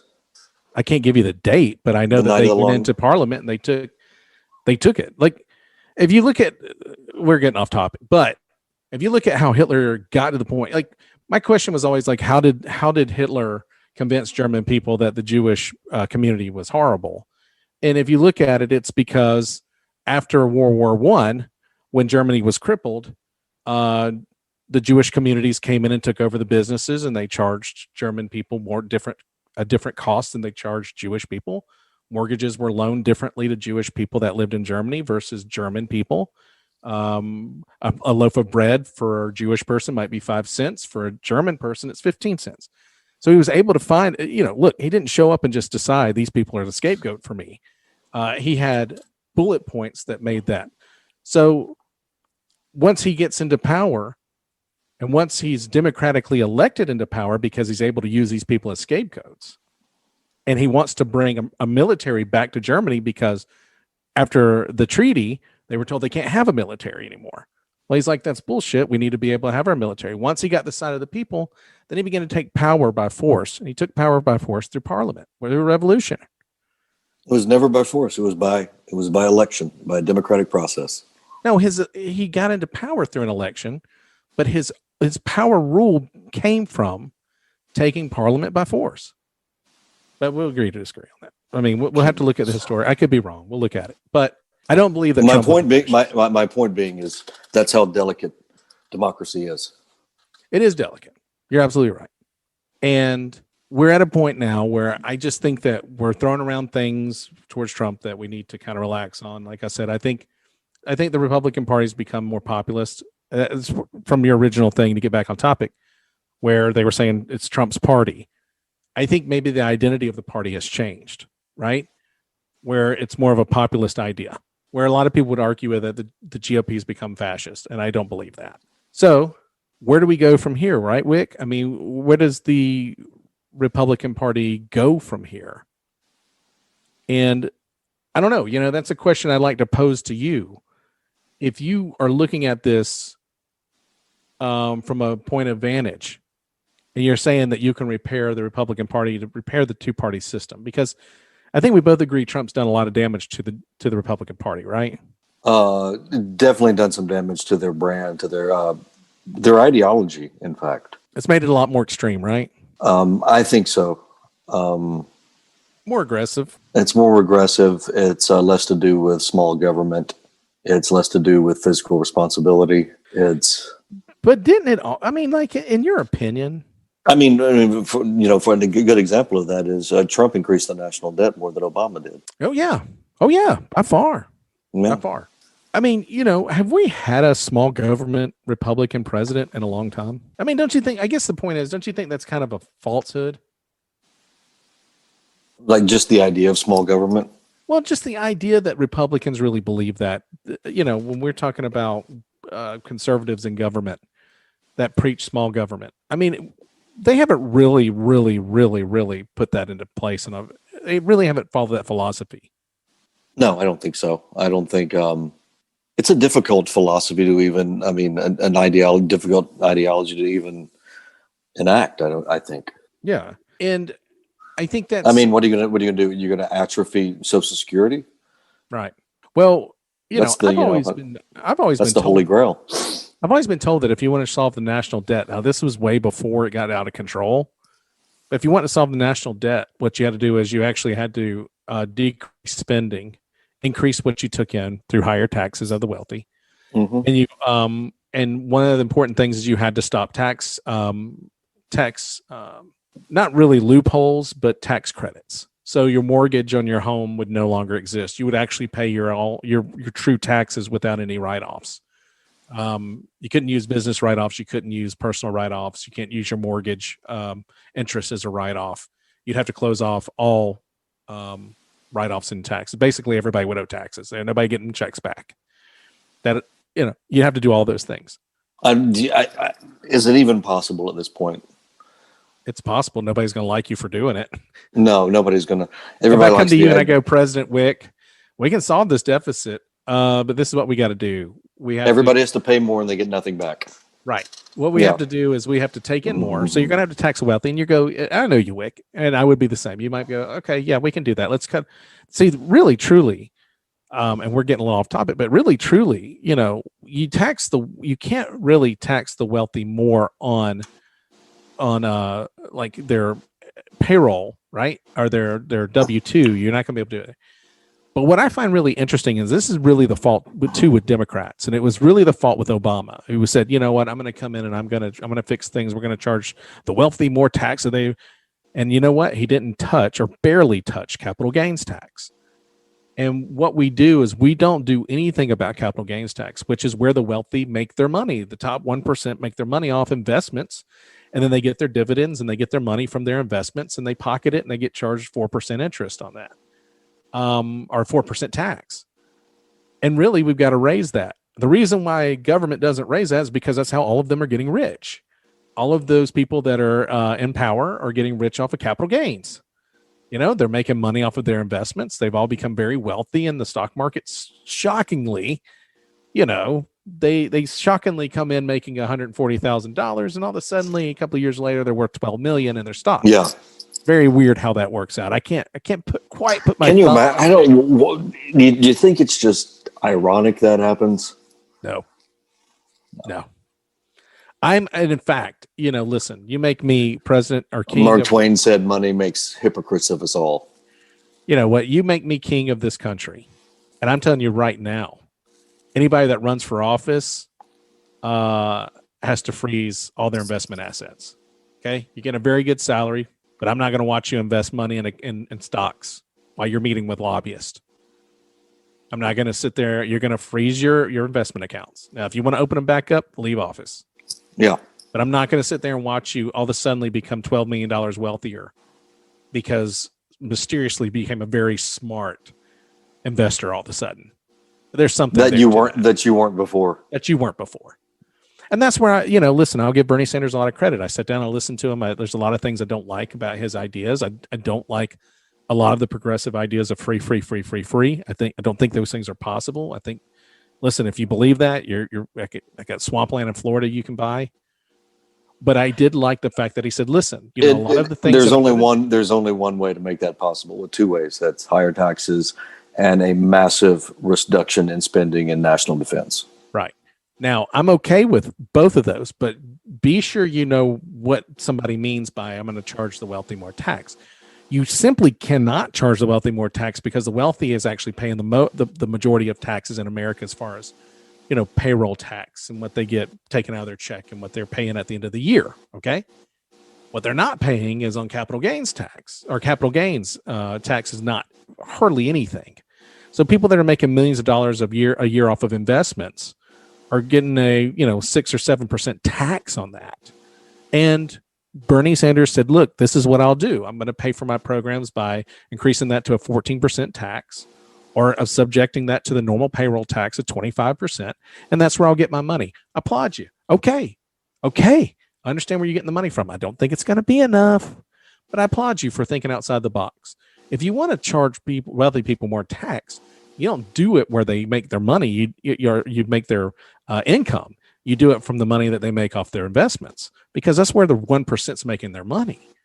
Okay. I know people that live on investments and they pay very little tax on those investments, and they write off losses and they pay their, I think it's at a 7%. I may be wrong. Somebody's going to correct me on it, but it's a very low tax on capital gains. So you have to do it there. So if you're gonna balance the budget, you have to do all those things. The main point being that if you come out and you say that, and average everyday person, you will no longer be getting a check on April 15th from us. You will now always owe to us. That's going to be a really hard sell. So solving the deficit is going to be a really tough thing to do going forward. We're going to have to accept that it's going to be what it's going to be. And I don't know that we can believe anybody that's going to come in and say they're going to resolve that, the national debt, but the main point of being able to repair the republic. I don't think you can solve the national debt. Not now. You owe money to yourself. I don't know that I don't know. I'd be dumb to say that I know what it really trickles down to making a difference on things. Because nobody's gonna cash in on America's debt. I mean, you have loans everywhere. You pay your minimum payment, just like any other credit card. Yeah. But how do we repair the Republican Party after Trump? Well, my question would be, does it need to be repaired? As far as, are we looking at the Trump ideology as being the future of the Republican Party? Well, I don't think so, because it doesn't have an ideology. I think that's what it's going to take strong leadership, and it's going to take strong messaging, and it's going to have to be a great walking back from cultural wedge issues and become a more economic message. Okay, so let's look at it this way. So this is the end game, right? Now we're talking about the end game of everything. Conservatives have two choices here, in my opinion, right off the bat. Are we going to be Trump conservatives, or are we going to reinvent ourselves into something different? Because I don't think you can go back to what you were before Trump. I don't think they can right now. I don't think. Well, you're going to have to make the decision, though. It's a rebranding. You're going to have to make a decision. Are we going to continue to go down the Trump palette? And that's going to be tough, Wick. 74 million votes. 74 million. Which it's very important to point out is not enough to win. Not enough to win. Yeah. That's a lot. So how do you reconcile that? 74 million. Well, hold on. Let's pause right there, because this is what I want to do. We got 74 million. Popular vote 2016, 62 million. So Trump got 62 million. Now he has 74 million in re-election. Hillary had 65 million. And let's see, Biden had 80 something million, right? Let's see here. My phone never works when I need it to. Yeah. Okay, so Biden had 81 million. All right, so we're talking about 20 million more in odd numbers. That's 40 million. That's 40 million combined. So the party is, as far as total. But if you're looking at 20 million or 10 million votes more, that's a lot from last time to this time. More than that, like 12, 13 million. If you do really good math, how do you turn around then and say, well, we don't need to do it this way anymore? It's not working. 74 million is a lot. And probably 74 million wins Mitt Romney the presidency. 74 million wins Jeb Bush the presidency. 74 million probably gets any moderate conservative a win. Probably by a good. But are they going to accept a moderate conservative? That's the problem. I know people, conservatives that viciously hate Mitt Romney for his betrayal of Trump. Yeah.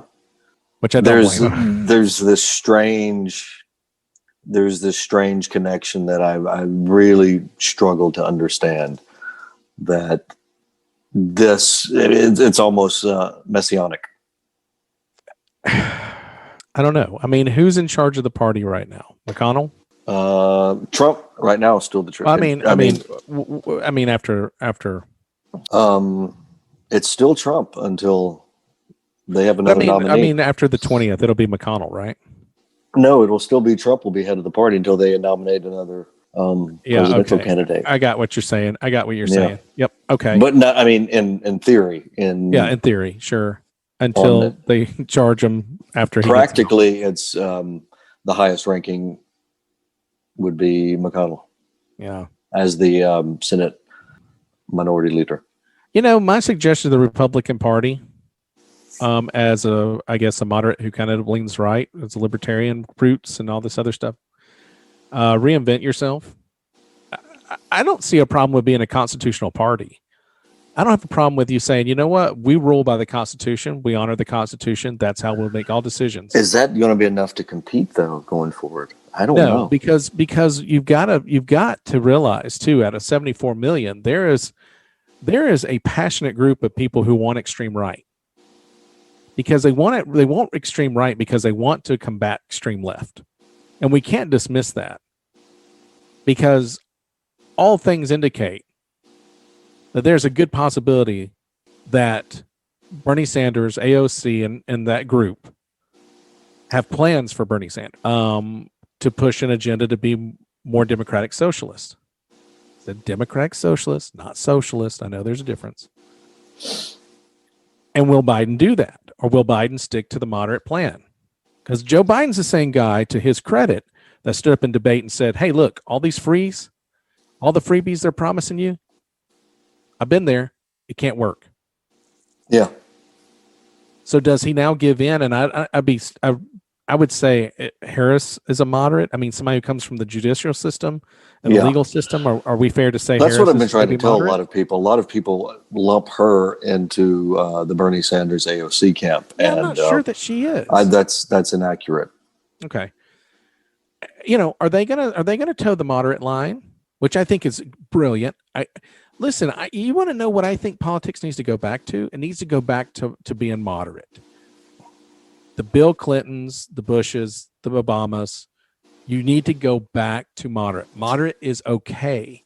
The problem is that I know a lot of Trump supporters who think that we have to beat the doors down to get heard, and that we don't get pushed around. We're going to have to be aggressive. We're going to have to be strong. We're going to have a strong backbone. I think this is a dangerous path to take, right? I mean, I think it's set a dangerous precedent, and I think what I think is going to happen is they're going to become a little enclave unto themselves. Aren't great politicians great compromisers? I think so. Yeah, that's the brilliance of our nation. But that's where we've gotten off. I feel like both sides have gotten off of that train. I think so. Absolutely. I have ideas of why that happened, but I think we're going to have to find some common ground. Yeah. And we're going to have to sacrifice and learn. I think going to your point about like almost moral bankruptcy and how that relates to compromise is as Americans, we don't, in our everyday lives, we sacrifice nothing anymore.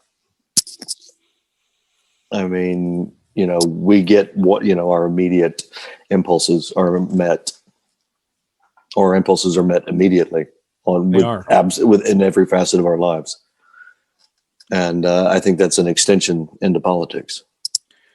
Yeah, and we're also an instant gratification. We're becoming more and more of an instant gratification society where we want something to happen immediately. And with Trump, here's another thing where he's one half of a really good president, in my opinion, is that say what you want, but he got what he when he wanted to get something done, he at least made a huge effort to get it done. I mean, there was a lot of things where he backed up what he said on what he was going to try to do. Now, was he successful? Not always, but there were a lot of accounts where many times when I ask a conservative, what do you like about Trump so much? I get the answer that two answers. One, he's not a politician. And two, when he says what he said, he does what he says he's going to do as far as his political promises. And we hear a lot of chatter, and we hear a lot of backhanded promises. We hear a lot of what somebody's going to do something, and very rarely do they do it. They're just telling you what you want to hear. Trump was going to build that damn wall. It's not going to get finished, but he's going to build the wall. Oh, well, he also had to, because his whole political career was based on it. Right, but what he didn't do is go in there and say, hey guys, look, I want to build that wall, but let's talk about this a minute. He built like a couple of miles of that thing. and you give him another re-election, we have a wall by the time he gets out next election time. Which is it's unusual too, though. Even when people are saying you're not going to build it. I looked into that, and yeah, he only built a couple of extra miles of wall. There was a lot of wall already there. That's something that a lot of people don't really I think understand. They need to restructure it or redesign. Yeah, they reinforced a lot of it, but I think they only built a few extra miles. So, that's another half of him that is credit where credit's due. I mean, at least he's a politician. Now, when we say that Trump changed politics forever, and we're standing right here in 2021 with 9 days to go, and we're looking at the Republican Party, what do you think that really means going forward? That they've changed politics. Do you think? And let me give you. Well, he's made it more of a reality show atmosphere to it. Well, and, let me. I think that hopefully that changes very quickly. Let me shake some eggs for a second and just see.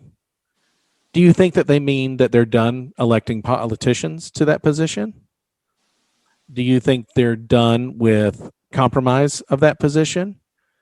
Do you think that conservative, or do you think that we're going to see a lot more elections with people that are financially secure? They're going to be more elections that are based on economics more than social belief.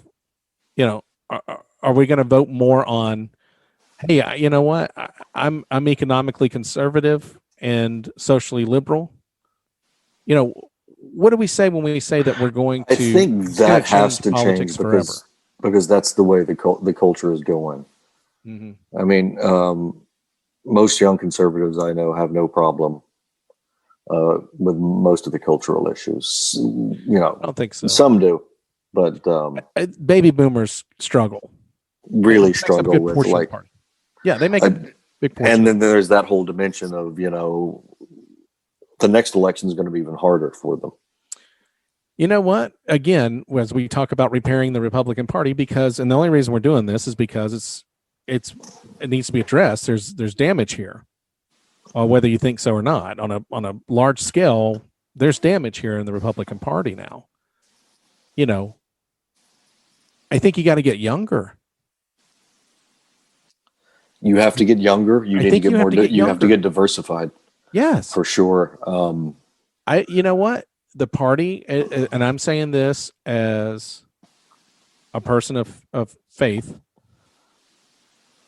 you've got to quit allowing the far Christian right to control your politics. Okay? You have to move on from baby boomers in the party. Mm-hmm. Listen, there are intelligent guys, and you probably would not agree. I think you'd agree they're intelligent.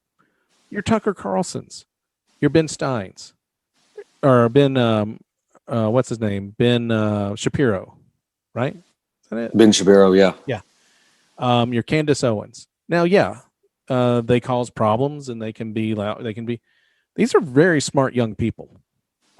I think, and I think if you say we need you guys to come in and figure our party out, because I think it's not going to be Tucker Carlson, and it's probably not going to be Ben Shapiro.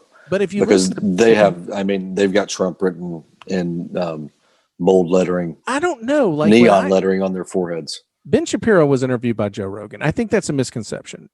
Maybe not Shapiro. Shapiro Carlson, was interviewed by Joe Rogan. Tucker Carlson, absolutely.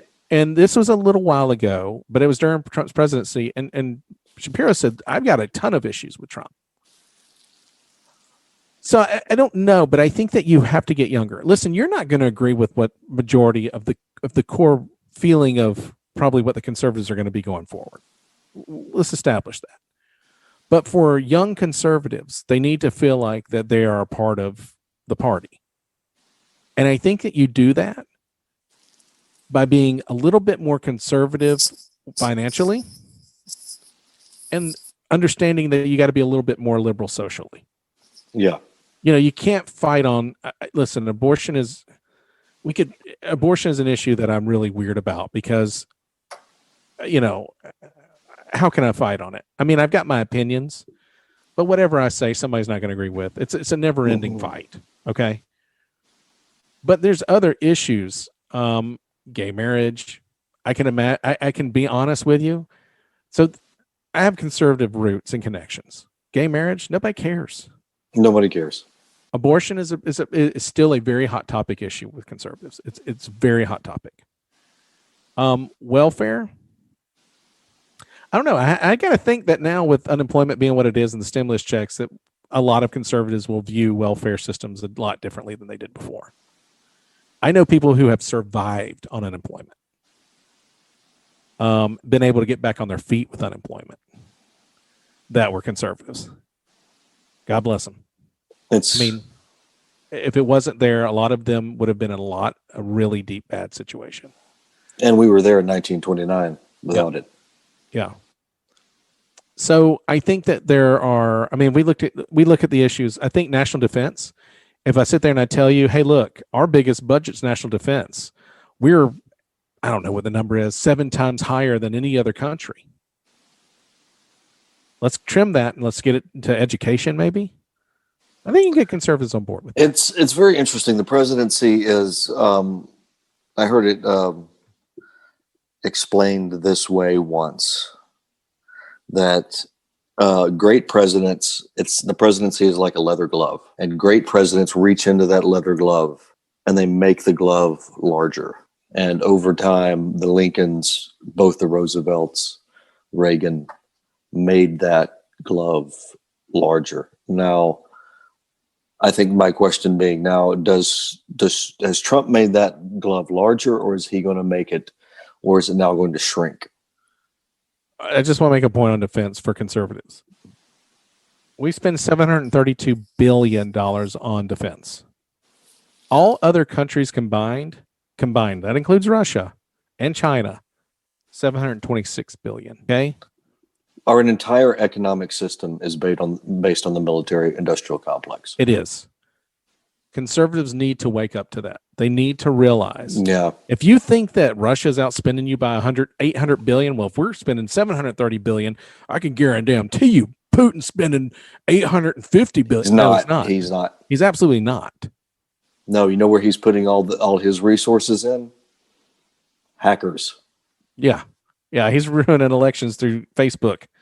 And I mean, and that whole and what's getting completely overshadowed in the recent events in the last few weeks is that massive hack where they got into the DOJ, the DOD, and almost every major corporation in America, and it is entirely Russia, and that is the future. Russia has figured out cyber warfare. I am telling you.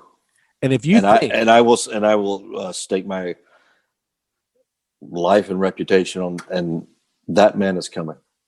So he is coming. And people that just to stay on the defense spending. Yeah. China spends the most out of any of those other countries. 300 billion. We spend 732 billion. And China spends 300 billion. We're more than double what China spends alone. Conservatives have to break down the walls of what they believe. And listen, I know everybody's going to say this was a liberal podcast. It's not, I can assure you. But there has to be some rationalization where the conservatives and the Republican Party wakes up. Take care of your own house. I know. Here's the problem that I have with what's going on. Right now, what will happen is Republicans will point at Democrats and say, these are all the things that you've done. I don't want to hear it. I want to know how you're going to clean up your own house. And what I mean is, what about the social issues? Where are we going to stand? Are you going to finally come into 2020 and realize some of these social issues we're fighting about? If somebody's doing something in their own right that's not harming anyone else, who cares? That's what you need to think about. Okay? Now, abortion, you can fight on that. It's harming another person. I get it. You feel like that's whose rights are more important, the babies or the mothers? I get it. We can fight that. You can fight that fight with somebody else. I ain't going to do it. That's a fight I understand. And you can stick to your guns on that. I'm not telling you to back off of it. But when you're looking at military spending being $732 billion, and you're sitting there complaining about how we can't afford a free healthcare system, and we can't afford free education, which I'm against free education. You know what? I'm gonna stand on it right now, maybe because I'm getting sleepy now, Wick. If you're gonna sit there and tell me you're gonna spend money on free college education, do me a solid and fucking put the money in for K through 12. I agree with that, but don't give me that I'm going to pay for college for people to go and decide they don't want to do it anymore and quit. Give me K through 12, where education is the envy of the world. I agree with that. From Detroit to Tampa Bay to Washington, D.C. to New York to San Francisco. But they do have to do something about skyrocketing tuition. That's out of control. It's out of control if you want to go to a major university. You can go to a local university. I went to a local university. It ain't that expensive. The problem is that everybody thinks that their best education comes from LSU in Georgia. And that's a falsehood. LSU? Well, is that a state school? Yeah, right. It is. But Georgia, you know what I mean? Are chomping at the bit to go to LSU. Cornell, you may have heard of it. Yeah. But it has risen like 1,200% in the last 20 years. You can get a great education at a small school. And we have, you know what? But this is where we are, Wick, with bigger's better. And what people think of you means something. So I've got to go to Cornell, and I've got to go to Georgia, and I've got to go to all these schools, and I got to go to Alabama, and I got to pay, $20,000 a year, $30,000 a year to be there. And guess what? You can pay a fraction of that at a local school. That's on you. Okay. But if there's any left over, if I refuse, this is my thing on the education stance on it. I refuse to be all free college education and see kids go to school in Detroit where they have fungus in the ceilings, where there's a school in Detroit that has no roof on their gym. And these kids are expected to go, and that's a safe place for them to stay out of the game. If you want to change this country, kidding me. Education. If you want to do it, you give me K through 12 first and foremost. If Start you paying have teachers money left more. over, I want everybody to have the same education. I don't care if you're black, white, Mexican. I don't care. I don't care where you live. Your school should be top notch. When you go to school and you're in an inner city area, it should be a place you want to go. It should be a place that you want to be, and it should be the best education. I have a sneaking suspicion. But hold on, let me just finish before you go. But you're not going to do that by spending $732 billion on defense. National defense. Yeah, that's my point. You got the money. You've got the money. And go people spend it on K through 12. And then in the same vein, they're bitching about welfare, which is what 1.2% of your tax dollar. Listen, I think we give 1% of our actual income to foreign countries. It's not that much money. If you take all that money back, you're not doing anything for yourself. It's 1%. Yeah, it's a few $1 billion. Okay, we give all this money to everybody else. It's not that much money. I mean, in the scheme of things. But what you don't look at, conservatives, is the $732 billion spent on defense. Trust me. And I know my military friends will get mad at me. Maybe some of them will like it, but I'm telling you the truth. You spend more, and not to mention that's other country combined. That's to build a standing army that to fight wars that will no longer exist. Yeah, when we're talking about drones doing the fighting now, listen, there are people that make a great career in the military. I love you. I thank you for that. I really do. If China and Russia come, they are not going to come with boots on the ground. They're not. Listen, this isn't Red Dawn. Okay? No. But they're going to come in and they're going to shut down electrical grids. But see, that's the they're going to shut down. I'm seeing this compromise. So if I'm sitting here, waterworks. This is where the conservatives have to go. When you're sitting there and you're preaching me democratic socialism, you're saying we're going to give free schools. I'm going to say, what free schools are you giving? And when you say college, I'm going to say, well, let's stop right there. If you got the money to give away free college, I want K through 12. I want K through 12 schools in every part of this nation to be the best. I want to catch them when they're young. I want to get these kids out of gangs. I want these kids that are in abusive homes to find a place to go where they feel comfortable, that they're learning and they're getting the best education possible. And you know what? Let's give teachers a raises. Okay. Let's give them a livable wage. Mm-hmm. Okay. Let's stop thanking all the people that we admire professionally and pay them. Let's fire teachers who suck. Why? Because it pays $60,000 a year and I can find a good one. I've got them lined up outside. But if you're going to suck for 40 grand a year, you're going to suck because they need you. But I guarantee it's just like we talked about with police. Police start getting paid 60 grand and you start asking people for a degree, 2-year degree to be a police officer. And I'm going to pay you 60 grand a year. I'm going to give you a really great pension. I damn well guarantee you can get rid of the problem kids. You can get rid of the problem people. You can get rid of problem teachers. When you pay better, you have a lot more options to hire better educated, better people to come in with a good resume and say, you know what, this is a job you'll be proud to have. Not that you're not, but it'll pay you as if you're proud to have it. You will be able to live on it. Will pay you 60, 55, 60 grand a year. Do a lot for teachers and incentivize them. So that's compromise, right? That's where I'm trying to tell conservatives. This is where you have to think differently. If we're going to get free education, we're going to get free healthcare. Okay, so let's do this. If I'm going to do free education, that's fine. Give me K through 12 first. Here's all the reasons why. If you want to argue with me, liberal, go ahead, because I'm telling you, these inner city kids, they need a better school. I'm tired I don't want to hear about these kids going to school and having fungus growing in their classrooms. You should be and then going home to a war zone. Yeah, and then going home to a war zone. But not only that, you're going to tell them that college is free, but their K through 12 doesn't matter? Bullshit. So that's compromise. So the problem that we have, and I'm gonna go on conservative rant because you're the guys that need to be rebuilding your brand. It's not all or nothing. It's not all or nothing. Not everything's all or nothing. Healthcare is not all or nothing. There's a compromise there. I don't have a problem with them saying, listen, we're going to do a hybrid system. There's a hybrid system in Australia that I think people should look at. It's a really good system. And it's the government. You pay some of your taxes for government health care. Okay. But if you want private health care, you have the right to purchase that. So you want to skip through waiting list. You want to skip through times to see your doctor. Go buy a private policy, which is actually really affordable because so many people are on the government form that if you have the money, you can go buy a private care. You can't tell me all of these industrialized nations can do it and we can't. I think like Canada's not some of these formulas that people throw, they don't work. I mean, Canada, what they do in Canada, you can have cancer in a very low populated part of Canada, and you'll pay $40,000 for that cancer treatment.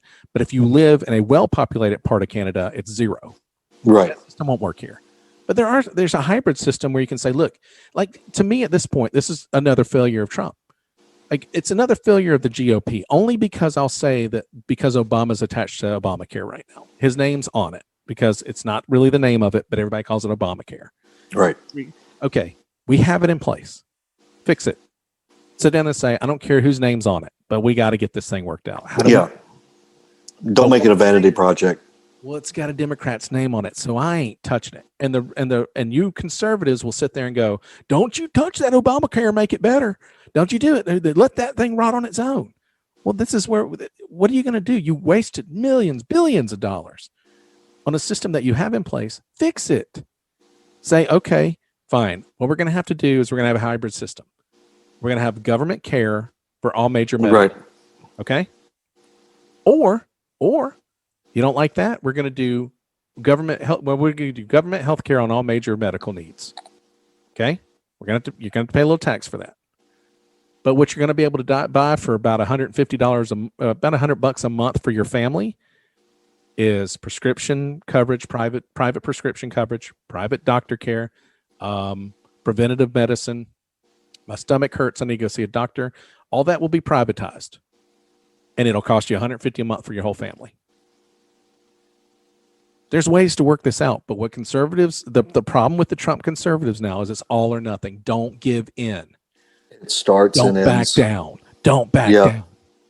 And there's another thing that threw me off of Trump as we wrap up here is the fact when he's asked about what's planned for healthcare and the debate.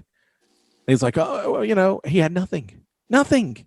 He had no plan at all. We're working on getting prescriptions from Canada. Really? How long have you been working on that? Because it's been a long time. I know a lot of people that can't afford. I know a person that has a Down syndrome child that needs a certain medication or she'll die. Guess what? It went up to $400 a month. No, $400 a week. Jesus. Okay. So what I've had this opportunity for 3 years. Where is it? So you have to understand, conservatives are going to have to understand there's going to have to be a compromise. And if me and you are sitting in sitting in our seats and we're making laws and we're changing lives, and I'm looking at you and I go, Wick, I know you want free healthcare, man. Here's the logistics of how that's going to happen. I don't know that we can do that. But what about we both break? What if we meet in the middle? What if we continue a plan for major medical that's on a healthcare basis that the government pays for it, but to keep the cost down on that, why don't we privatize prescriptions? You can get a plan that's for visiting your doctor, your local doctor, taking care of all minor ailments. Anything under $25,000 is handled by that. Can we do that? And you might go, fuck no, I can't do that. And then you go back and you sleep on it. You go, I think I can do that. But what has happened is the danger of Trump conservatism is this idea that they're not right. I don't care what their idea is. They're not right. We go back. I don't know if it's entirely Trump, because McConnell, stood on the Capitol steps and said that when Obama was elected, he was going to employ a policy of blanket obstructionism.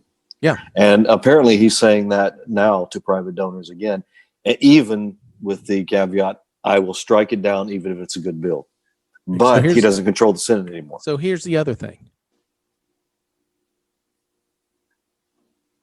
Cut the heads off.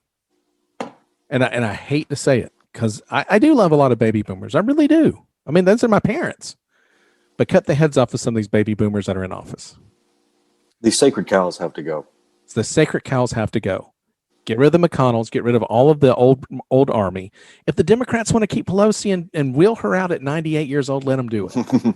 But you worry about getting youth into your party, getting youth into positions of power, people who understand what they have to do going forward. And they're going to have to do it to even be competitive. And go moderate. And I think if you do that, you can win back elections. I think you can win back presidencies.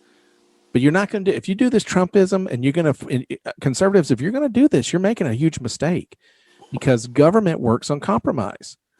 And the whole idea of Trump was don't bend, don't break, don't let them have their way, Trump. You stand up to them now. And if that's your ideology, you're not in for making things better. No, you're in for winning an argument. You're in for winning an argument. You care about the R and the D. But you have to say, we're going to be a party that's going to rebrand ourselves. We're going to get youth.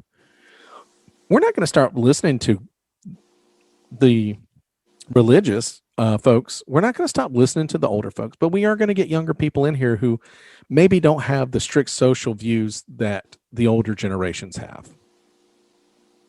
Yeah. And I think you do that. I think that if you become a more compromising party, I think if you become a more moderate party, let them move left all they want to. I guarantee you, Wick, the party that comes to the middle will be the party that wins every time. The Democrats did that this time. They had an option. Liberals had an option to go extreme. And Bernie Sanders. And they didn't do it twice. And I think conservatives have failed to realize that Biden is the moderate choice. Biden is the moderate choice. He absolutely is. I have no fear. Listen, I have no fear of Biden. I have no fear of Hillary Clinton. I do fear a little bit of Bernie Sanders' ideas, because again, I've told you why. I think there's compromise, and I think it's as extreme as the right saying it's all this or nothing. I don't think it can be all this and nothing with democratic socialism. So the party has already said they don't want it. The Democrats have won on moderation. They have won on moderation. But if the conservatives continue to stick to the Trump extremism, they're going to make a mistake, Wick. This is not the way to go. I know there's 74 million votes there. I get it. But I have a feeling those 74 million votes will still be there. Likability is the key to an election. All right? It's weird that Trump was more likable than Hillary, but it ended up being true in 2016. Biden was more likable than Trump in 2020. And whoever wins 2024 will probably be well, will be either Biden will be let's see. I don't even know if Biden will be alive. I know, right? That's a major concern. Harris may have a likability problem. We'll see. I didn't like her in her debate. I thought I didn't like her with Pence. It's so hard. I mean, to me, it's so hard to be rough with Pence. He just seems like such a nice guy. I know. He was just such a bitch. It was like, I get it. She didn't win me over. I didn't find a likability factor. I really wanted to see her come in and be an adult. And a lot of, I'm speaking. It just reminded me of somebody who's really bitchy. And I'm like, you know what? I just don't want to deal with that. I think I've seen enough of that on Facebook. I don't want to deal with it in politics anymore. So I really wish she would have been different. And maybe she will be after 4 years. Maybe there's a lot of things that you learn. And I hope so. But I think that Biden was more likable in this election, Wick. And I think that had a lot to do with it too. And we can say likability as far as Trump just was a blunderbuss of disaster this last year. And I thought Trump might come out and be a little bit more likable because he had the knowledge of the presidency the last 3 years, but I don't know that he learned anything from his last debate. No, I mean, that first debate was embarrassing. Oh, yeah. It's embarrassing. Democrats, your party's told you they don't want to do the democratic socialism thing. They're not really all that interested. They like moderation. Republicans, moderates won. Bind yourself in the moderate position, and you'll win more people. You'll win the undecided. I had this big argument before we get out of here at Thanksgiving with my family. I mean, an all out. I thought this was it. I thought I'm disowned. Because I said, you don't understand how much independents make a decision in these votes. Your right and your left are going to be there regardless. They're going to be there. Okay? You're not going to change any of that. Nobody's going to go from right to left on a major level. Your independents in the middle are your moderates who might be conservative liberals or liberal conservatives, the Zell Millers of the parties, right? The people who blue dog Democrats kind of see things and they kind of judge it on what they're feeling at the moment. That's who wins elections. And both of these, I think the Biden campaign won those guys and girls, and the Trump people abandoned them. So conservatives, remember that the independents make a big part of this vote every single election. Win them over by being moderate. Win them over for being in the middle. It's not a bad thing, but if you continue this Trump extremism, you're going to be on a drought. You're going to look like the Falcons in 2020. Yeah, you're going to, and I don't think it's going to happen very quickly, but they're going to have to get it together before 2000 and before the midterms. It depends. Before we get out of here, like I said, I think some of these GOP people are like, "Ooh, man, I'm glad that's over with." Oh God! But now they're they have that brand on them, and what do they do? And now you got to fight it back off. I mean, maybe they can. I don't think guys like Ted Cruz deep down, if you had a conversation with them, would be extreme right. You'd probably find some moderate ground. I think Lindsey Graham probably has some moderate ground. They have to play roles. Yeah. But I think when your leader is making you be extreme, you have to be extreme or else he's going to make your life a living hell. Well, the problem is, too, they're career politicians, and they're going to do what their constituency demands to get reelected. Right. And Lindsey Graham learned that very, very hard lesson. Both of those parties, both of those states, still close races, and were very close races in both of those states too. I mean, it wasn't a slam dunk for the Republicans in those states. Yeah, it's getting closer and closer, even in the red states. Listen to what America's telling you. They want moderates. That's my lesson for the GOP. Wick, I had a lot of fun, man. That was fun, yeah. Not that this is fun talking about the no, but I want to. One thing I want to wrap up before we leave. I always do this. I have to cut this out in editing. But one thing I want to say is I do want to express that everything's going to be okay. I know this feels like the most extreme moment in your life, but America has seen the Civil War. It's seen Pearl Harbor. It's seen September 11th. It's seen some really hard times. There was a point where we were putting Japanese people in concentration camps. Yeah, we've been through we've been through worse. We have been through a lot. I think we reacted differently in this last year. than we have in the past. Listen, it was frustrating with this pandemic. That's why I say this pandemic was a big ingredient to the disaster. I do believe that, and I think if we didn't have that, it probably wouldn't have been as bad as it was. Well, and I'll be blunt too. We've had it easy for a very long time. Yeah. We went through some hardship in 2020, and maybe deservedly so. Maybe the economy needed to be reset. Maybe jobs needed to be reset. Maybe all this stuff needed to happen. I mean, not the deaths, of course, but there's a lot of things that we have to look at as the positives that come out as the vaccine begins to spread. Hopefully, it's hope throughout the country, throughout the world. But I want to express there's a lot of people that feel really dark right now, especially young people.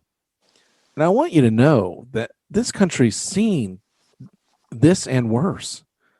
And we really do rise above. We really do meet the call at some point. This is not the end of America. It's not the end of democracy. It's not the end of our republic. It's just something that we go through every couple of years. We go through something like this. It's really tough on everybody, and it's really confusing and scary and frustrating. Well, I'd also like to.